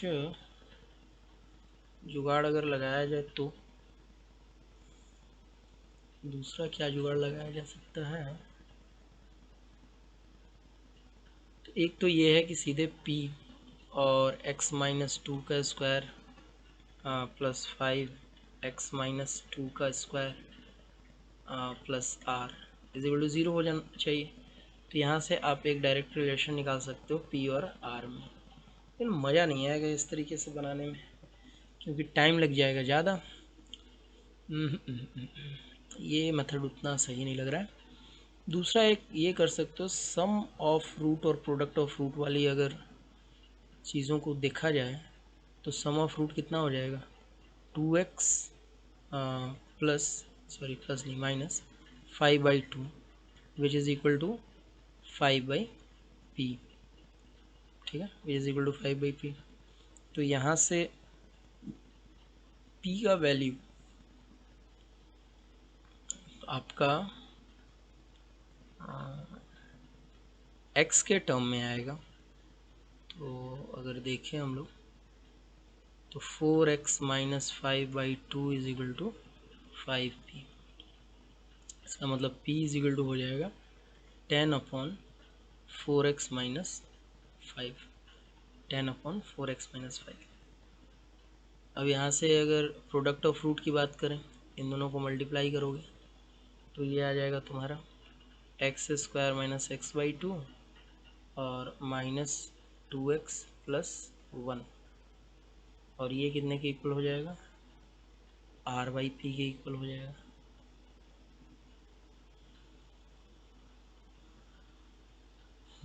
तो यहाँ से अगर p का वैल्यू देखा जाए तो ये हो जाएगा आपका r/, ये मेथड भी थोड़ा लंबा बोल रहा है। अच्छा, इसका कुछ आसान तरीका देखते हैं।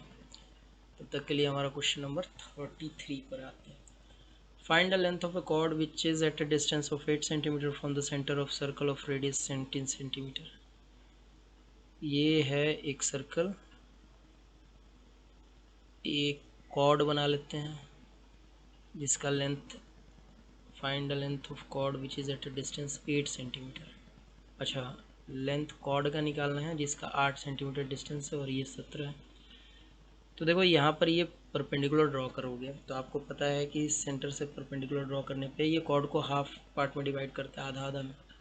और आपको अगर ये भी पता होगा कि 8, 17 और 15 ये तीनों जो है पाइथागोरस ट्रिपलेट का फॉर्मेशन करता है, पाइथागोरियन ट्रिपलेट का। तो इसका मतलब ये 15 है और ये 15 है, तो ये भी 15 होगा और टोटल कितना हो जाएगा 30। आगे बढ़ो। Find the value of X and Y. X और वाई का वैल्यू फाइंड करना है।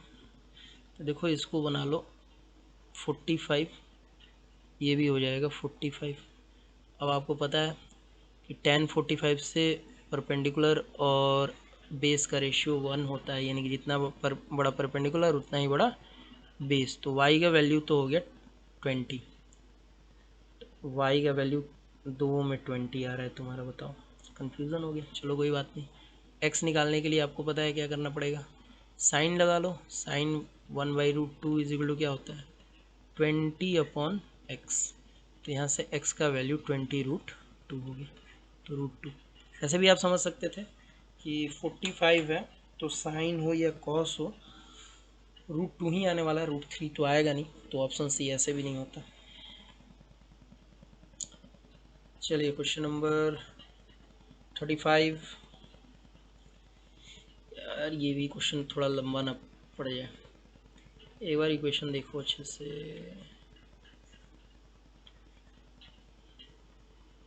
इसमें ना हम ऑप्शन दिया हुआ है तो फ़ायदा उठाते हैं ऑप्शन का, ठीक है। सॉल्व कौन कर रहा है एक्स वाई के लिए, सबको बारी बारी से अगर पुट करके देखा जाए तो उससे बढ़िया कैलकुलेट नहीं कर लिया जाएगा। अच्छा ये छोटा सा इसको पुट करके देख लेते हैं। अगर x के जगह पे 1 रखें, सॉरी a रखें, तो क्या हो जाएगा a बाई ए माइनस यहाँ b बाई बी, ये तो कैंसिल हो गया, 0 आ गया। लॉजिक पहला तो सेटिस्फाई कर रहा है, दूसरा कर जाए तो काम बन जाएगा।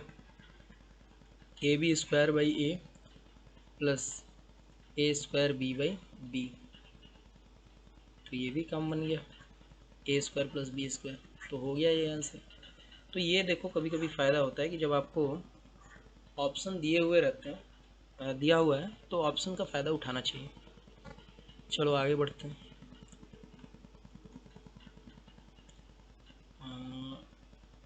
Next, a factory produce on an average 4,500 item per month for the first 4 months. How many item it must produce on an average per month over the 8 month to average। चलो ये एवरेज वाला question है, इसका तरीका तो आपको एक ये हो सकता है कि पर मंथ ओवर, कि पहले 4 मंथ में उसने बनाया कितना 4,500, अगले 8 मंथ में मान लो उसने x बनाया, ठीक है। फिर भी उसको एवरेज पूरे साल में 4800 का चाहिए, यानी कि ये इसके इक्वल होगा। तो एक तो ये तरीका है, इससे कर सकते हो, जैसे यहाँ पर 4 कॉमन लेके कैंसिल कर सकते हो 3 टाइम्स में, और फिर ये आ गया 2x इज इक्वल टू, आपको पता है 48 को मल्टीप्लाई करो तो 3 से 18 से 2 4 3 12 2 14 14400 माइनस 4500, तो ये आपका कितना आ जाएगा 2x इज इक्वल टू 9900। 9900 का मतलब ये हो गया कि 49500 x का वैल्यू आएगा, और यही आपका आंसर हो जाएगा, ठीक है। हमने किया कुछ नहीं, हमने किया कि 4 मंथ में पर मंथ इतना बना रहा है 4 मंथ तक, तो टोटल 4 मंथ का मैंने निकाल लिया, और 8 मंथ का मुझे पता नहीं था तो x मान लिया मैंने, 8 से मल्टीप्लाई कर लिया, और टोटल 12 मंथ का एवरेज था 4800, तो 12 से मल्टीप्लाई कर दिया, होल ईयर का निकल गया, और दोनों को ऐड करके इक्वेट कर दिया, और कुछ नहीं। आगे बढ़ो। If we buy 2 tickets from station A to station B and 3 tickets from station A to station C, we have to pay इतना, but 3 tickets from A to B, रुक जा, A से B के 2 टिकट, A से B x मान ले और A से C y मान ले, तो 2 टिकट्स A to B यानी कि 2x, और A to C 3y is equal to 795, but 3 ticket from A to B 3x and 5 ticket from A to C 5y, cost total 1300। what is the fare from A to B and B to C, A to B B to C। अगर ये देखें तो option से कर लिया जाए क्या, पहला ऑप्शन अगर देख लें सॉल्व भी कर सकते हो, ऑप्शन से कर लेते हो। 2 से मल्टीप्लाई करोगे तो 170 आ जाएगा, 3 से मल्टीप्लाई करोगे तो ये कितना हो जाएगा 900 से ऊपर चला जाएगा, ये तो होगा नहीं। 3 से इसको मल्टीप्लाई कर लेते हैं तो ये हो जाएगा 3 दूनी का 645, और 2 से इसको करोगे तो 150, 95, 6 7 सही है, यही आंसर हो जाएगा। मतलब इक्वेशन मैंने बनाया और फिर ऑप्शन से चेक कर लिया, सॉल्व भी कर सकते हो। ऑप्शन से अगर जल्दी हो जा रहा है तो हमें तो जल्दी होने से मतलब है ना। The top of the two pole are connected by a 50-meter wire which makes an angle 60 degree from the horizontal. दो पोल है इस तरीके से, थोड़ा पोल मेरा टेढ़ा हो गया। तो एक पोल हो गया मान लो ये ए बी और ये हो गया सी डी। तो ये हॉरिजेंटल से कितने एंगल बना रहे हैं, 60 degree. Then find the distance between the bottom of the two poles connect. अच्छा ये 50 है, तो आपको पता है कि ये 50 है, तो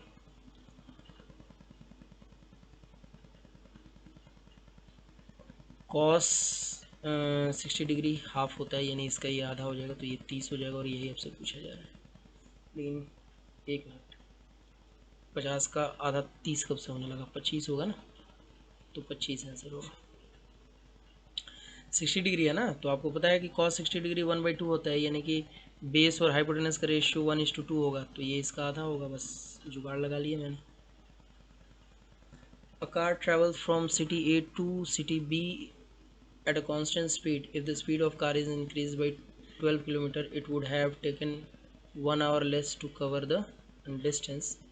It would taken further 45 minutes less if the speed further increased by 12 km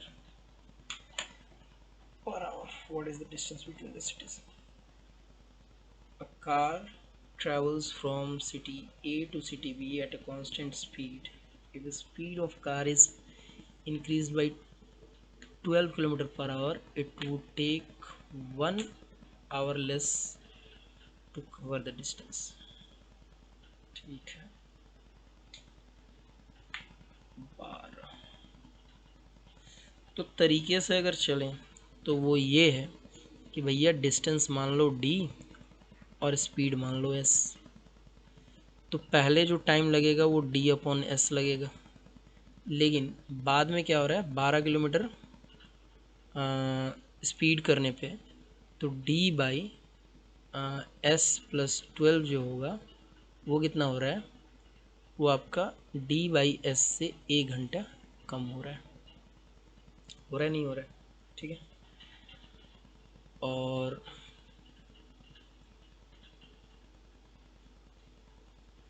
अगर आपने फिर से d/s+24 कर लिया तो d/s-1 और 45 मिनट कम होने का मतलब 3/4 और कम हो गया।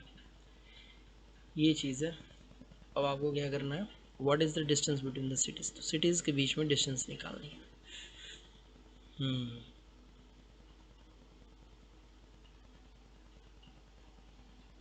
Car travels at a constant speed. If the speed of be increased by 12 km, it would be 1 hour less to cover the distance. If had taken further 45 minutes less, if the speed is further increased by 12 km per hour, what is the distance between the two cities?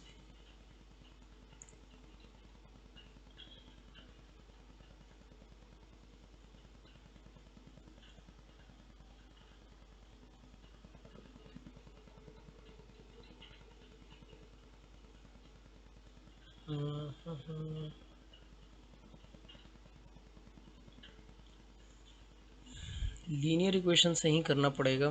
तो linear equation से अगर करोगे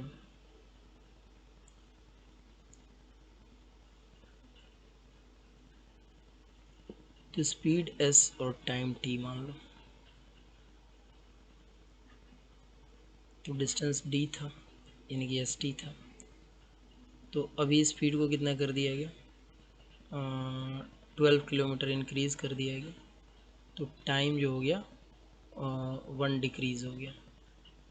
फिर भी ये क्या है, S T के ही इक्वल होगा। तो यहाँ से अगर मल्टीप्लाई करें तो S T minus S plus 12t-12 is equal to S T. Cancel हुआ कैंसिल हुआ, और यहाँ से एक रिलेशन आया कि 12t minus S is equal to 12। पहला इक्वेशन, ठीक है। एक काम कर लेते हैं, बाकी वाले को इरेज कर लेते हैं, थोड़ा स्पेस मिलेगा ना।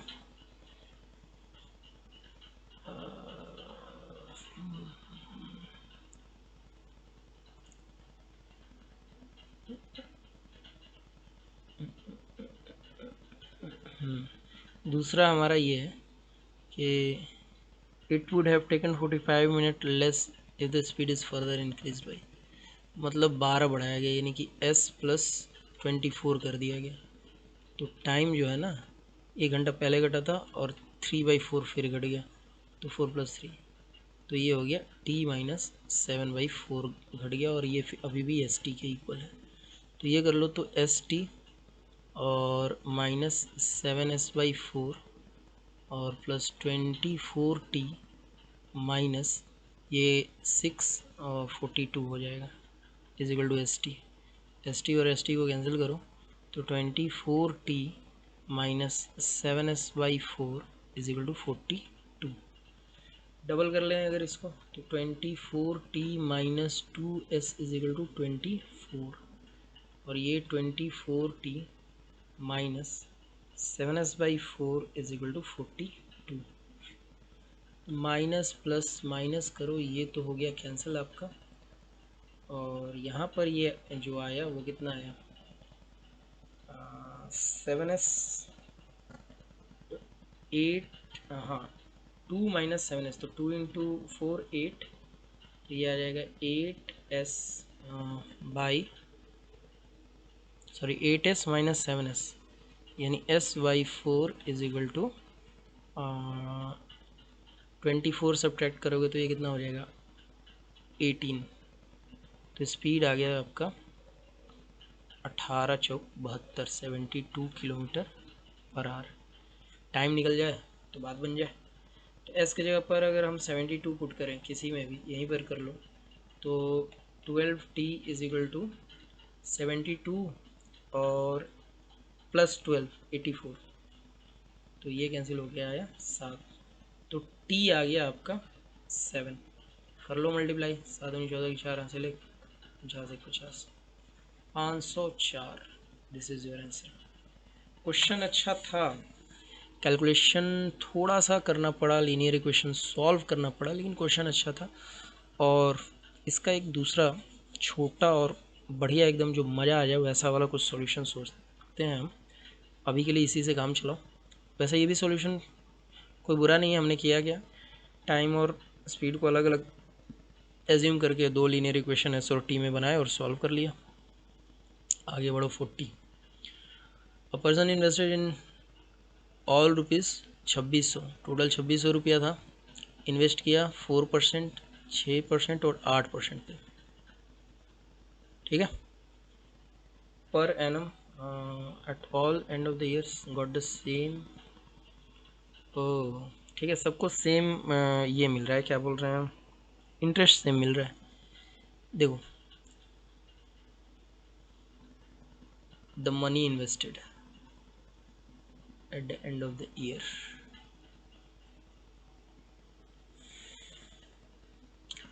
सबका टाइम भी सेम है। मान लो कि टाइम 1 1 1 है, तो एक को 4% इंटरेस्ट मिलेगा, एक को 6% मिलेगा और एक को 8% इंटरेस्ट मिलेगा। तो किसी नंबर का 4%, 6% और 8% आपस में इक्वल है, समझ रहे हो ना। यानी कि अगर यहाँ पर इसको A मिला, इसको B मिला और इसको C मिला, तो बोल सकते हैं कि 4A is equal to 6B is equal to 8C, बोल सकते हैं ना।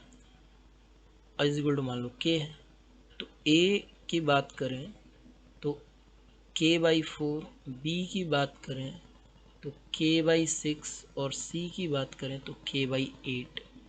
यानी कि रेशियो जो हो गया इनका वो हो गया आपका, क्या करोगे, सब में कॉमन जो है वो 24 इनका एलसीएम हो जाएगा, 24 से मल्टीप्लाई करोगे तो 6/4/8 आ जाएगा, ठीक है। सॉरी 24 करोगे तो 3 आ जाएगा, तो 6 4 और 3 के रेशियो में पूरा का पूरा पैसा बटेगा। अब आपसे पूछा जा रहा है कितने परसेंट पे, 6% पे, 6% पे ये बीच वाला था ना, यानी 4। अब बताओ 6/4/3 का मतलब टोटल 13 यूनिट का वैल्यू 2600, तुमसे पूछा जा रहा है यही 4 का वैल्यू, तो 4 का वैल्यू 4 दूनी का 800 हो जाएगा, यही आपका आंसर हो जाएगा। समझ में आया। थोड़ा परसेंटेज वाला चीज़ जो होगा अगर कुछ दिन हो गया पढ़े हुए तो ऊपर जा सकता है, लेकिन एक बात सिंपल सा समझो कि सिंपल इंटरेस्ट जो होता है क्या होता है, P into R into T by 100। अब आर और टी तो सब में सेम है, और आपका जो इंटरेस्ट होगा वो प्रिंसिपल और रेट दोनों पर डिपेंड करेगा। रेट दिया हुआ है, प्रिंसिपल का रेशियो निकालना है। तो देखो हमने क्या कर लिया, सबका जब प्रिंसिपल सेम था तो प्रिंसिपल निकाल के सबको इक्वेट करके और प्रिंसिपल का रेशियो निकाल लिया, और रेशियो से फिर प्रिंसिपल निकल गया। 10 women can complete a work in 7 days and 10 children take 14 days to complete the work. How many days will 5 women and 10 children take to complete the work? देखो हम ऐसा मान सकते हैं कि ए वन वुमेन जो एक दिन में 1 यूनिट काम कर रही है, उसका कैपेसिटी जो है वो ये है। तो 10 वुमेन 10 यूनिट काम करेगी और 7 दिन में काम कर रही है, तो टोटल वर्क जो हो गया वो 7 दिन गुना 10 औरत 70 यूनिट का काम हो गया। 10 children take 14 days to complete the work, और वही 10 बच्चे 14 दिन में 10 बच्चे 14 डेज में सेम काम कर रहे हैं। 10 बच्चे, तो 10 सी चिल्ड्रन लिख दे रहे हैं, 14 इज इक्वल टू 70। तो इसका मतलब सी का जो वैल्यू आ गया वो हाफ आ गया, यानी कि जो बच्चे हैं वो वुमेन से आधा काम कर रहे हैं। How many days will 5 women and 10 children can complete a work? तो देखो 5 औरत तो 5 काम करेंगी, 10 बच्चा भी कितना काम करेगा, 5 काम करेगा, यानी टोटल मिलके एक दिन में ये लोग 10 काम कर रहे हैं, और भैया काम कितना है 70, तो टोटल दिन कितना लगेगा 7। समझ में आया? बहुत सिंपल सा तरीका। हमने बोला कि वुमेन से मान लो कि रोज़ 1 काम हो रहा है, तो 10 दिन में 10, तो 7 दिन में टोटल 70 काम करेगी, और यही टोटल काम हो गया हमारा।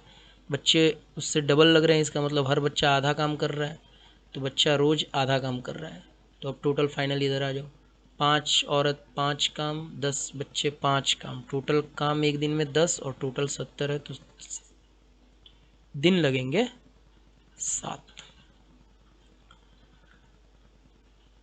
42. A cube of side 3 centimeter weight 12 kg. What is the height of similar cube of same material whose side length is 12 centimeter? Wait पूछा जा रहा है, देखो इधर 3 सेंटीमीटर, तो वेट जो है डेंसिटी मटेरियल सेम है तो डेंसिटी सेम होगा, तो वॉल्यूम के प्रोपोर्शनल होगा। तो 3 का क्यूब होता है 27, 27 का वैल्यू 12 है, एक का उसका आधा हो जाएगा, तो 12 का, तो 12 का क्यूब कर लो, 12 इंटू 12 इंटू 12, ये हुआ ना। अबे भैया डेंसिटी हमने निकाल लिया 12/27, और इसको नए वाले के वॉल्यूम से मल्टीप्लाई कर लिया। 3 से कैंसिल कर लो, 3 से जाएगा 4 बार में, 3 से जाएगा 4 बार में, 3 से जाएगा 4 बार में, 3 इंटू 3 इंटू 3 27 खत्म। अब ये हो गया 12 को 4 को 16 4 64 से मल्टीप्लाई कर लो। 8 लास्ट में किसके है, ले 2 के लास्ट में आ गया। तो देखो 1248 के 8 4, 1272 और 4 768, यही आंसर हो जाएगा। ठीक है, आसान था। Solution of salt and water contain 42% salt by weight. If 25 kg of water evaporates and presently new solution contain 56% of salt, then find the original quantity of solution. देखो भाई साहब, पहले क्या है ना, 42% सॉल्ट बाई वेट था, और 25 kg जो है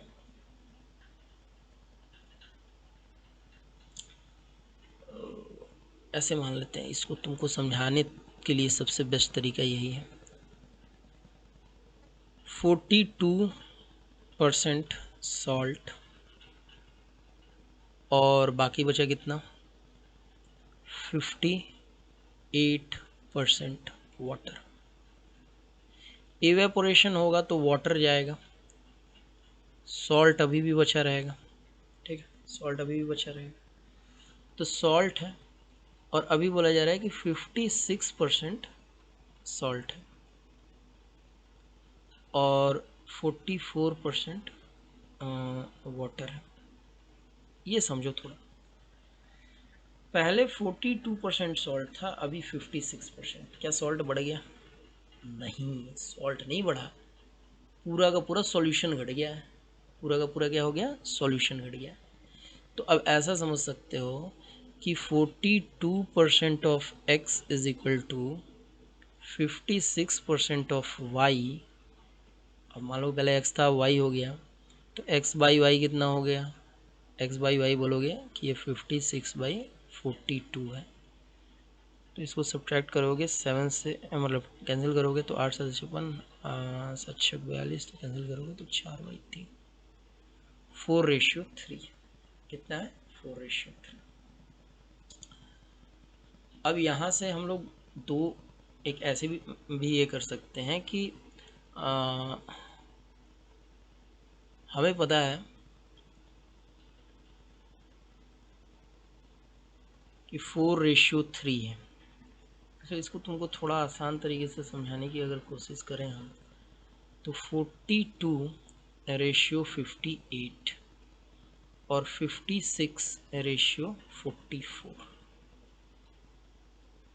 अगर हमें पता है कि ये दोनों सेम है, दोनों को इक्वल कैसे बनाया जा सकता है? दोनों को इक्वल कैसे बनाया जा सकता है? इसको कैंसिल करो, ये हो गया 21। इसको कैंसिल करो तो ये हो गया 29। इसको कैंसिल करो तो ये हो गया 28। इसको कैंसिल करोगे ये हो 22। अब ये 7 × 3 है, 7 × 4 है। इसको 4 से मल्टीप्लाई करो तो 4 से मल्टीप्लाई करोगे तो 4 और 8, 84 आ जाएगा। इसको भी 4 से करो तो कितना आएगा? जो बचा 3, 8 और 3 11, 116। फिर बचा, इसको 4 से करेंगे तब ना, 3 से करो, 3 से करो तो भी 84 आएगा। इसको 3 से करोगे 66 आएगा। कितना? देखो, ये तो अब हमने कर लिया, सॉल्ट दोनों में सेम कर लिया, 84। लेकिन वाटर अगर तुम देख रहे हो तो 116 यूनिट से घट के 66 हो गया है। अब कितना डिक्रीज़ हुआ है? तो तुम बोलोगे 50 घट गया। 50 का वैल्यू 25 kg दिया हुआ है। 50 का value 25 kg। Then find original quantity of solution. तो ओरिजिनल क्वांटिटी कितना था हमारा? 116 + 84, यही था ना, 200। तो 200 का आधा करोगे तो 100 आ जाएगा, क्योंकि हमने क्या किया, 50 का जब वैल्यू 25 है यानी हाफ है, तो 200 का टोटल 100 होगा। चलो आगे बढ़ते हैं। 2 tanks of the same capacity, the dimension of the first tank is this, the second has the square base with the depth इतना, find the side of the square। अगर सेम कैपेसिटी है तो volume same होगा, तो 12 × 8 कर लेते हैं is equal to 10। Find side of square, X square कर लो, तो 5 से 3 बार में, 5 से 2 बार में और ये 4 बार में, 12 × 12 इज इक्वल टू एक्स का स्क्वायर। तो एक्स का वैल्यू कितना हो जाएगा? 12। ये भी आसान था। Rohan's father arranged to pay a debt of 36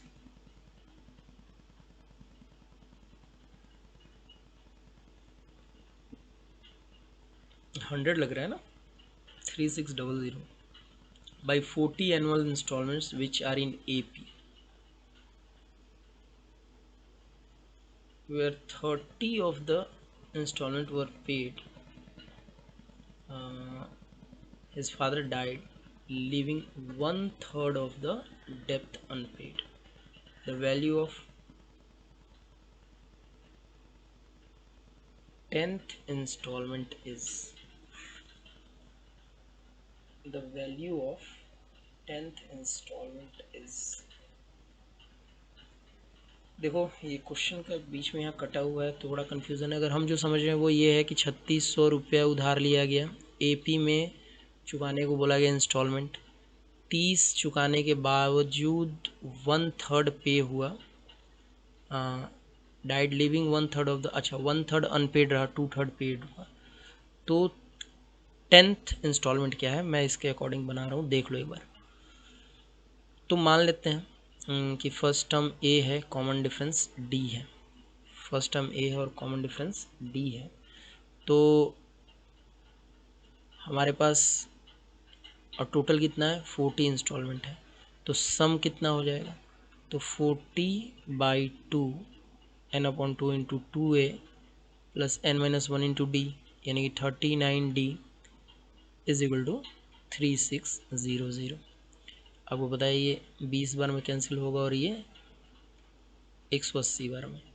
तो 2a प्लस 39d जो आया वो आ गया हमारा 180। क्वेश्चन में बोला गया है कि 30 इंस्टॉलमेंट तक, यानी कि 15 इंटू 2a प्लस 29d, 2/3 ही पे हो चुका, 2/3 पे हो चुका था, यानी कि 2400 ही पे हो चुका था। तो इसके हिसाब से देखा जाए तो इसको डिवाइड करो तो 15 कम 15 160। तो 2a plus 29d is equal to 160। अब 2a plus 39 is equal to 180, 2a plus 29। तो ये 10d का जो डिफरेंस है वो 20 का आ रहा है। 10d का जो डिफरेंस है वो 20 का आ रहा है। इसका मतलब d जो होगा वो 2 रुपये होगा, बोलो कि नहीं। तो d का वैल्यू 2 होगी। तो d का वैल्यू अगर 2 यहाँ पर रख दे रहे हो तो ये 58 हो जाएगा। और जब इसको इधर ले जाके सब्ट्रैक्ट करोगे 160 में से, तो 2a का वैल्यू आपका आ जाएगा 102 और a का वैल्यू आ जाएगा 51।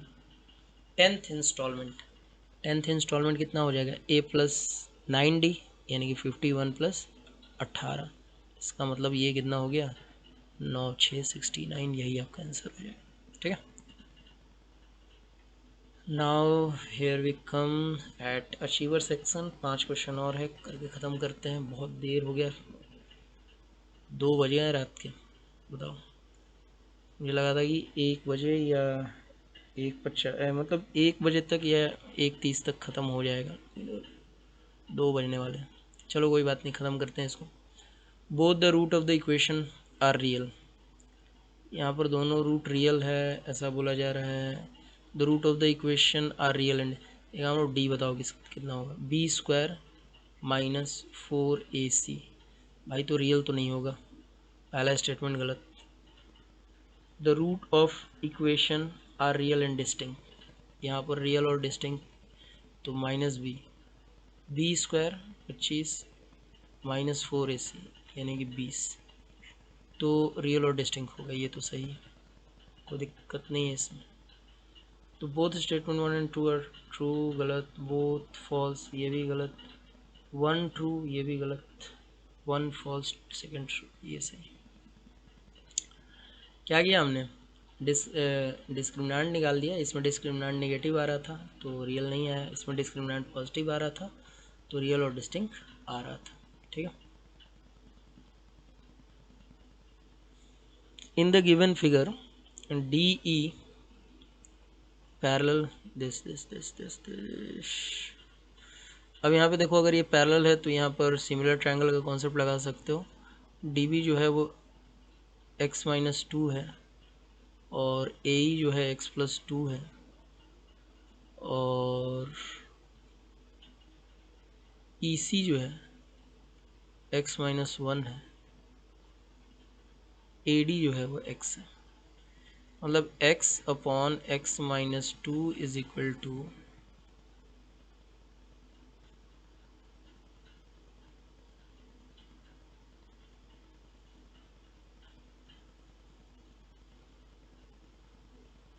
x+2/x-1। तो x का वैल्यू यहाँ से निकालना है।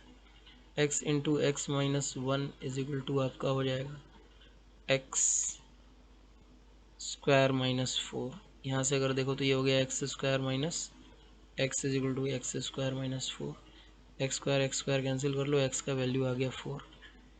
तो पहले वाले में हमारा एक्स का वैल्यू आ गया 4 और एक्स का वैल्यू एक ही में है 4, और बस इसी को हम देकर टिक कर दिए। ज़रूरी नहीं है कि आप ये दोनों सॉल्व करो, अगर दोनों सॉल्व करने की बारी आ गई तब कब, जब यहाँ पर एक में और 4 दिख जाता तो मुझे पहले में ही आंसर मिल गया, और कुछ कॉमन उस ऑप्शन में है नहीं, तो ऑप्शन का फ़ायदा उठाएंगे। आगे बढ़ो। v1 v2 v3 and v4 are the volume of 4 cube of side length x2 x3 x4 x respectively. Some statement regarding to the volumes are shown in figure. Volume of the 4 cube of side of length respectively. तो v1 v2 ये अच्छा चलो इसका मान लेते हैं 1 है तो इसका वॉल्यूम 1 हो जाएगा, इसका 2 है तो वॉल्यूम 8 हो जाएगा, इसका वॉल्यूम 3 है तो 27 और इसका 64 होगा।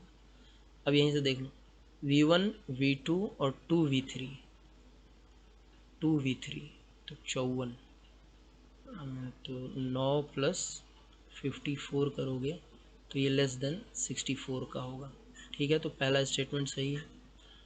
v1 अगर 1 है और 4v2 यानी कि 8 चौका 32 32 और v3 27, इसको ऐड करोगे तो इतना हो जाएगा 7 दोनों एक दूसरी तरह से लिख 60 इज ऑल्सो लेस देन 64, ये भी सही है।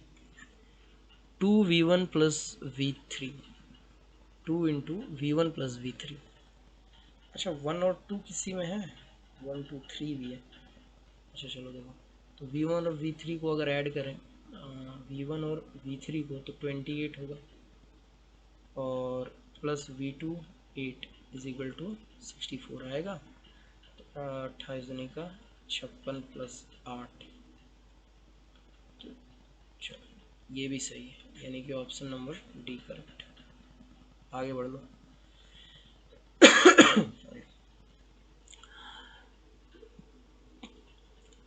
ABC is right angle triangle eight V cosec A √2 है, देन देखो ABC कोसेक A √2 यानी कि ये हो गया 45 डिग्री और ये भी हो गया कितना 45 डिग्री। तो यहाँ पे बोला जा रहा है कि इसका वैल्यू जो होगा √2 होगा, करके देख लेते हैं। 1/1 प्लस 1/√2 प्लस 1/√2 यही होगा। √2 करोगे तो 2 + 1 3, तो 1 प्लस √2/3 और √2 दिया हुआ है, तो ये तो हो गया आपका फॉल्स, पहला ही फॉल्स है, एक ही में सही है, तो इसको करेक्ट करो, आगे बढ़ो। Construction, which of the following step of construction is incorrect while drawing the tangent on a circle of radius 6 cm making an 30 degree with the line passing through the center। क्या करना है, एक circle draw करना है और centre से पास होता हुआ एक लाइन से tangent to a circle of radius 6 cm making an angle 30 degree with the line passing through the centre. जैसे मान लो इससे जो है वो 30 डिग्री बनना चाहिए, तो इसके लिए क्या करोगे, एक 6 सेंटीमीटर का पहले सर्कल ड्रॉ करोगे। Draw circle with the centre of radius 3 centimetre. ले लो रेडियस 6 यहाँ है और यहीं पे पहले ही स्टेप में ये गड़बड़ कर दिया। तो which of the following steps of the construction is incorrect, तो पहला तो है ही। अच्छा आगे बढ़ते हैं। Draw radius of O A of circle and produce it to B. हाँ ठीक है, बना लिए और आगे बी तक पहुँचा दिए। Construct an angle A O P equal to complement of 30 degree, complement of 30 degree. अच्छा यहाँ पर हमें कॉम्प्लीमेंट यानी कि 60 डिग्री ड्रॉ करना है, ठीक है। और draw O P perpendicular from A which intersect O at इतना, ठीक है। तो यहाँ पर ए परपेंडिकुलर ड्रॉ करेंगे। Draw O A of circle and produce. अच्छा ओ ए हो गया यहाँ तक, ओ ए पी जो है वो 60 डिग्री हो गया। Draw perpendicular to O P पर perpendicular from A which intersect O A डिस्टू किया। बस पहला ही स्टेप गलत है, बाकी यहाँ से हम परपेंडिकुलर ड्रॉ करेंगे ही तभी जाके यहाँ पर कट होगा, तो हमारा बन गया टेंजेंट। चलिए जी, तो ये 50वां क्वेश्चन हुआ सॉल्व।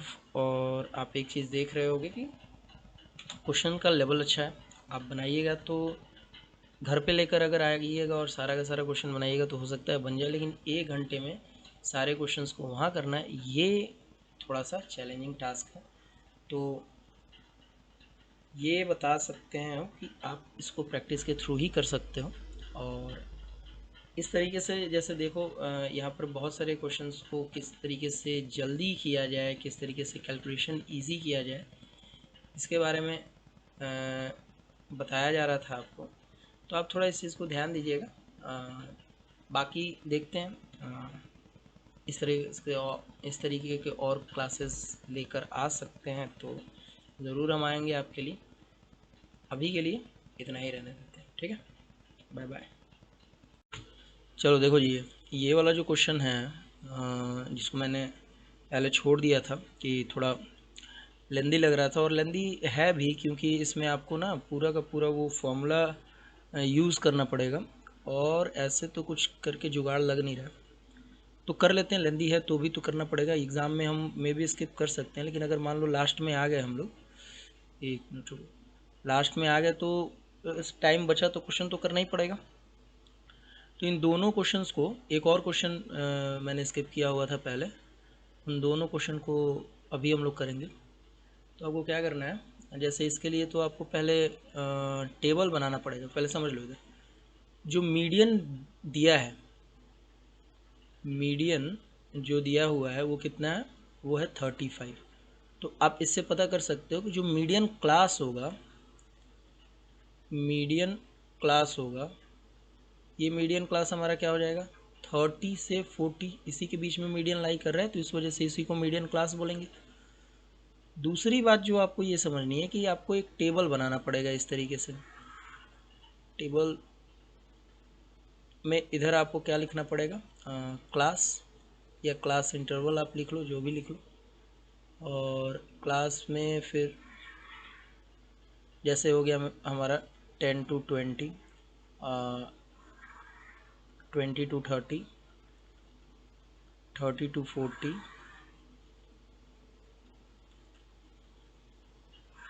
पूरा बनाना पड़ेगा। 40 to 50 कितना है भाई, 50 to 60, 60 to 70, और लास्ट 70 to 80, 70 to 80 कर लिए। अब इसमें आपको फिर बनाना पड़ेगा एक फ्रीक्वेंसी के लिए कॉलम, और एक बनाना पड़ेगा कॉम्युलेटिव फ्रीक्वेंसी के लिए कॉलम, ठीक है। जैसे ये हो गया हमारा फ्रीक्वेंसी और ये हो गया कॉम्युलेटिव फ्रीक्वेंसी। तो फ्रीक्वेंसी लिखते हैं, यहाँ पर हो जाएगा 7, यहाँ हो जाएगा ये x, 6, 4, 8, 3, 2, ठीक है। The median of the distribution of the given table, okay. Cumulative frequency में क्या होगा, 0 to 20, सॉरी 10 to 27 ही होगा। फिर यहाँ से देखेंगे ना 10 to 30, तो क्या हो जाएगा 7 + x हो जाएगा, 7 + x, उसके बाद ऐड करो 6, तो 7, 6, 13 + x, और 17 + x, और 25 + x, 28 + x, और 30 + x, 30 + x। तो अब देखो सॉरी,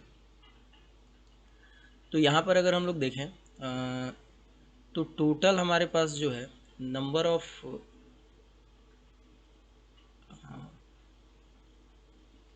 जो डाटा है वो कितना आएगा, वो तो आपका आ गया 30 + x, 30 + x आ गया। अब यहाँ से समझो, अब आपको एक फॉर्मूला याद होगा कि मीडियन के लिए हम लोग फॉर्मूला यूज़ करते हैं, वो होता है L + n/2 minus cumulative frequency upon frequency into h, यही होता है। तो यहाँ से हमारे पास L एल क्या होता है, जो मीडियन क्लास का लोअर लिमिट होता है वो एल होता है। तो चलो अगर इसके लिए हम आगे से कैलकुलेशन करें, कलर चेंज कर ले रहे हैं, तो आपका हो जाएगा, रेड ले ले रहे हैं, तो यहाँ से एल के जगह पे आप कितना रखोगे, आपका हो जाएगा 30। तो ये हो गया 30 प्लस n/2, n/2 का मतलब ये टोटल n हो गया, 30 प्लस x/2, इसमें से सब्ट्रैक्ट करोगे कम्युलेटिव फ्रीक्वेंसी। कम्युलेटिव फ्रीक्वेंसी जो होता है वो आपका यूज़ होगा यहाँ पे इसी क्लास का 7 + x और डिवाइडेड बाई जो फ्रीक्वेंसी होता है वो आपका होगा, 1 मिनट, कम्युलेटिव फ्रीक्वेंसी जो होगा वो प्रीसीडिंग क्लास का होगा। यहाँ से इससे पहले हमारा मेन क्लास जो है वो ये है, तो ये प्रीसीडिंग क्लास का कम्युलेटिव फ्रीक्वेंसी, और जो फ्रीक्वेंसी होगा वो हमारा जो मीडियन क्लास है उसका यूज़ होगा। तो ये हो गया 6। और आपको पता है एच क्या होता है, एच होता है ये क्लास का विड्थ होता है। जैसे 10 to 20 है तो विड्थ कितने का है, 10 का है, तो 10 हो गया। अब यहाँ से अगर ये पूरा का पूरा 35 के इक्वल दिए हुए हैं तो हम लोग एक इक्वेशन बना सकते हैं। सॉल्व अगर करोगे तो जैसे, तो पहले तो इसको कैंसिल कर लो, ये 5 बार में और ये 3 बार में, और उसके बाद लिख लेते हैं 30 को इधर सब्ट्रैक्ट कर लो 35 में से, और ये आपका आ गया 30 plus x minus 7 × 2 = 14 minus 2x divided by 2 × 3 × 5, तो पहले से है ही। अब एक चीज़ और समझो, ये 5 बचेगा इधर, इज इक्वल टू यहाँ पर कितना बच गया, 30 माइनस 14 कितना हो जाएगा, 16 माइनस का 2x बाई 6 × 5। तो यहाँ से ये 5 और 5 कैंसिल हो गया, और यहाँ आ गया ये 6 is equal to 16 minus 2x, और यहाँ से 2x अगर इधर लेके आओ तो 10 आ गया, और x का जो वैल्यू है आपका कितना आ गया, 5 आ गया। तो ये थोड़ा लंबा कैलकुलेशन, एक मिनट, ये इधर लेके चले जाओगे तो कितना हो गया, 2 आ गया, और 16 माइनस 6 तो ये हो गया 10। तो x का वैल्यू 5, और ऑप्शन में तो है ही नहीं 5, ऐसे कैसे हो गया।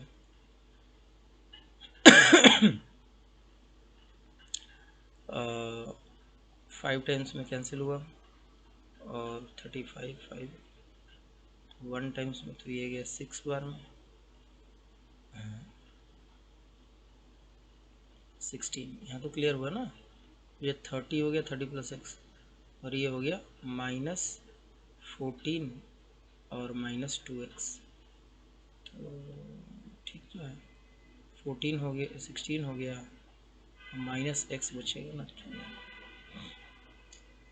थोड़ा सा गड़बड़ हो गया यहाँ पर, माइनस का x बचेगा, तो 2x को हटाते हैं हम लोग, यहाँ से भी 2x को हटाते हैं, और यहाँ से भी क्या करते हैं, 2x को हटाते हैं, और यहाँ पर हमारे पास x का वैल्यू कितना आ गया, 10 आ गया। कोई प्रॉब्लम तो नहीं यहाँ तक, थोड़ा सा कैलकुलेशन में मिस्टेक हो रहा था।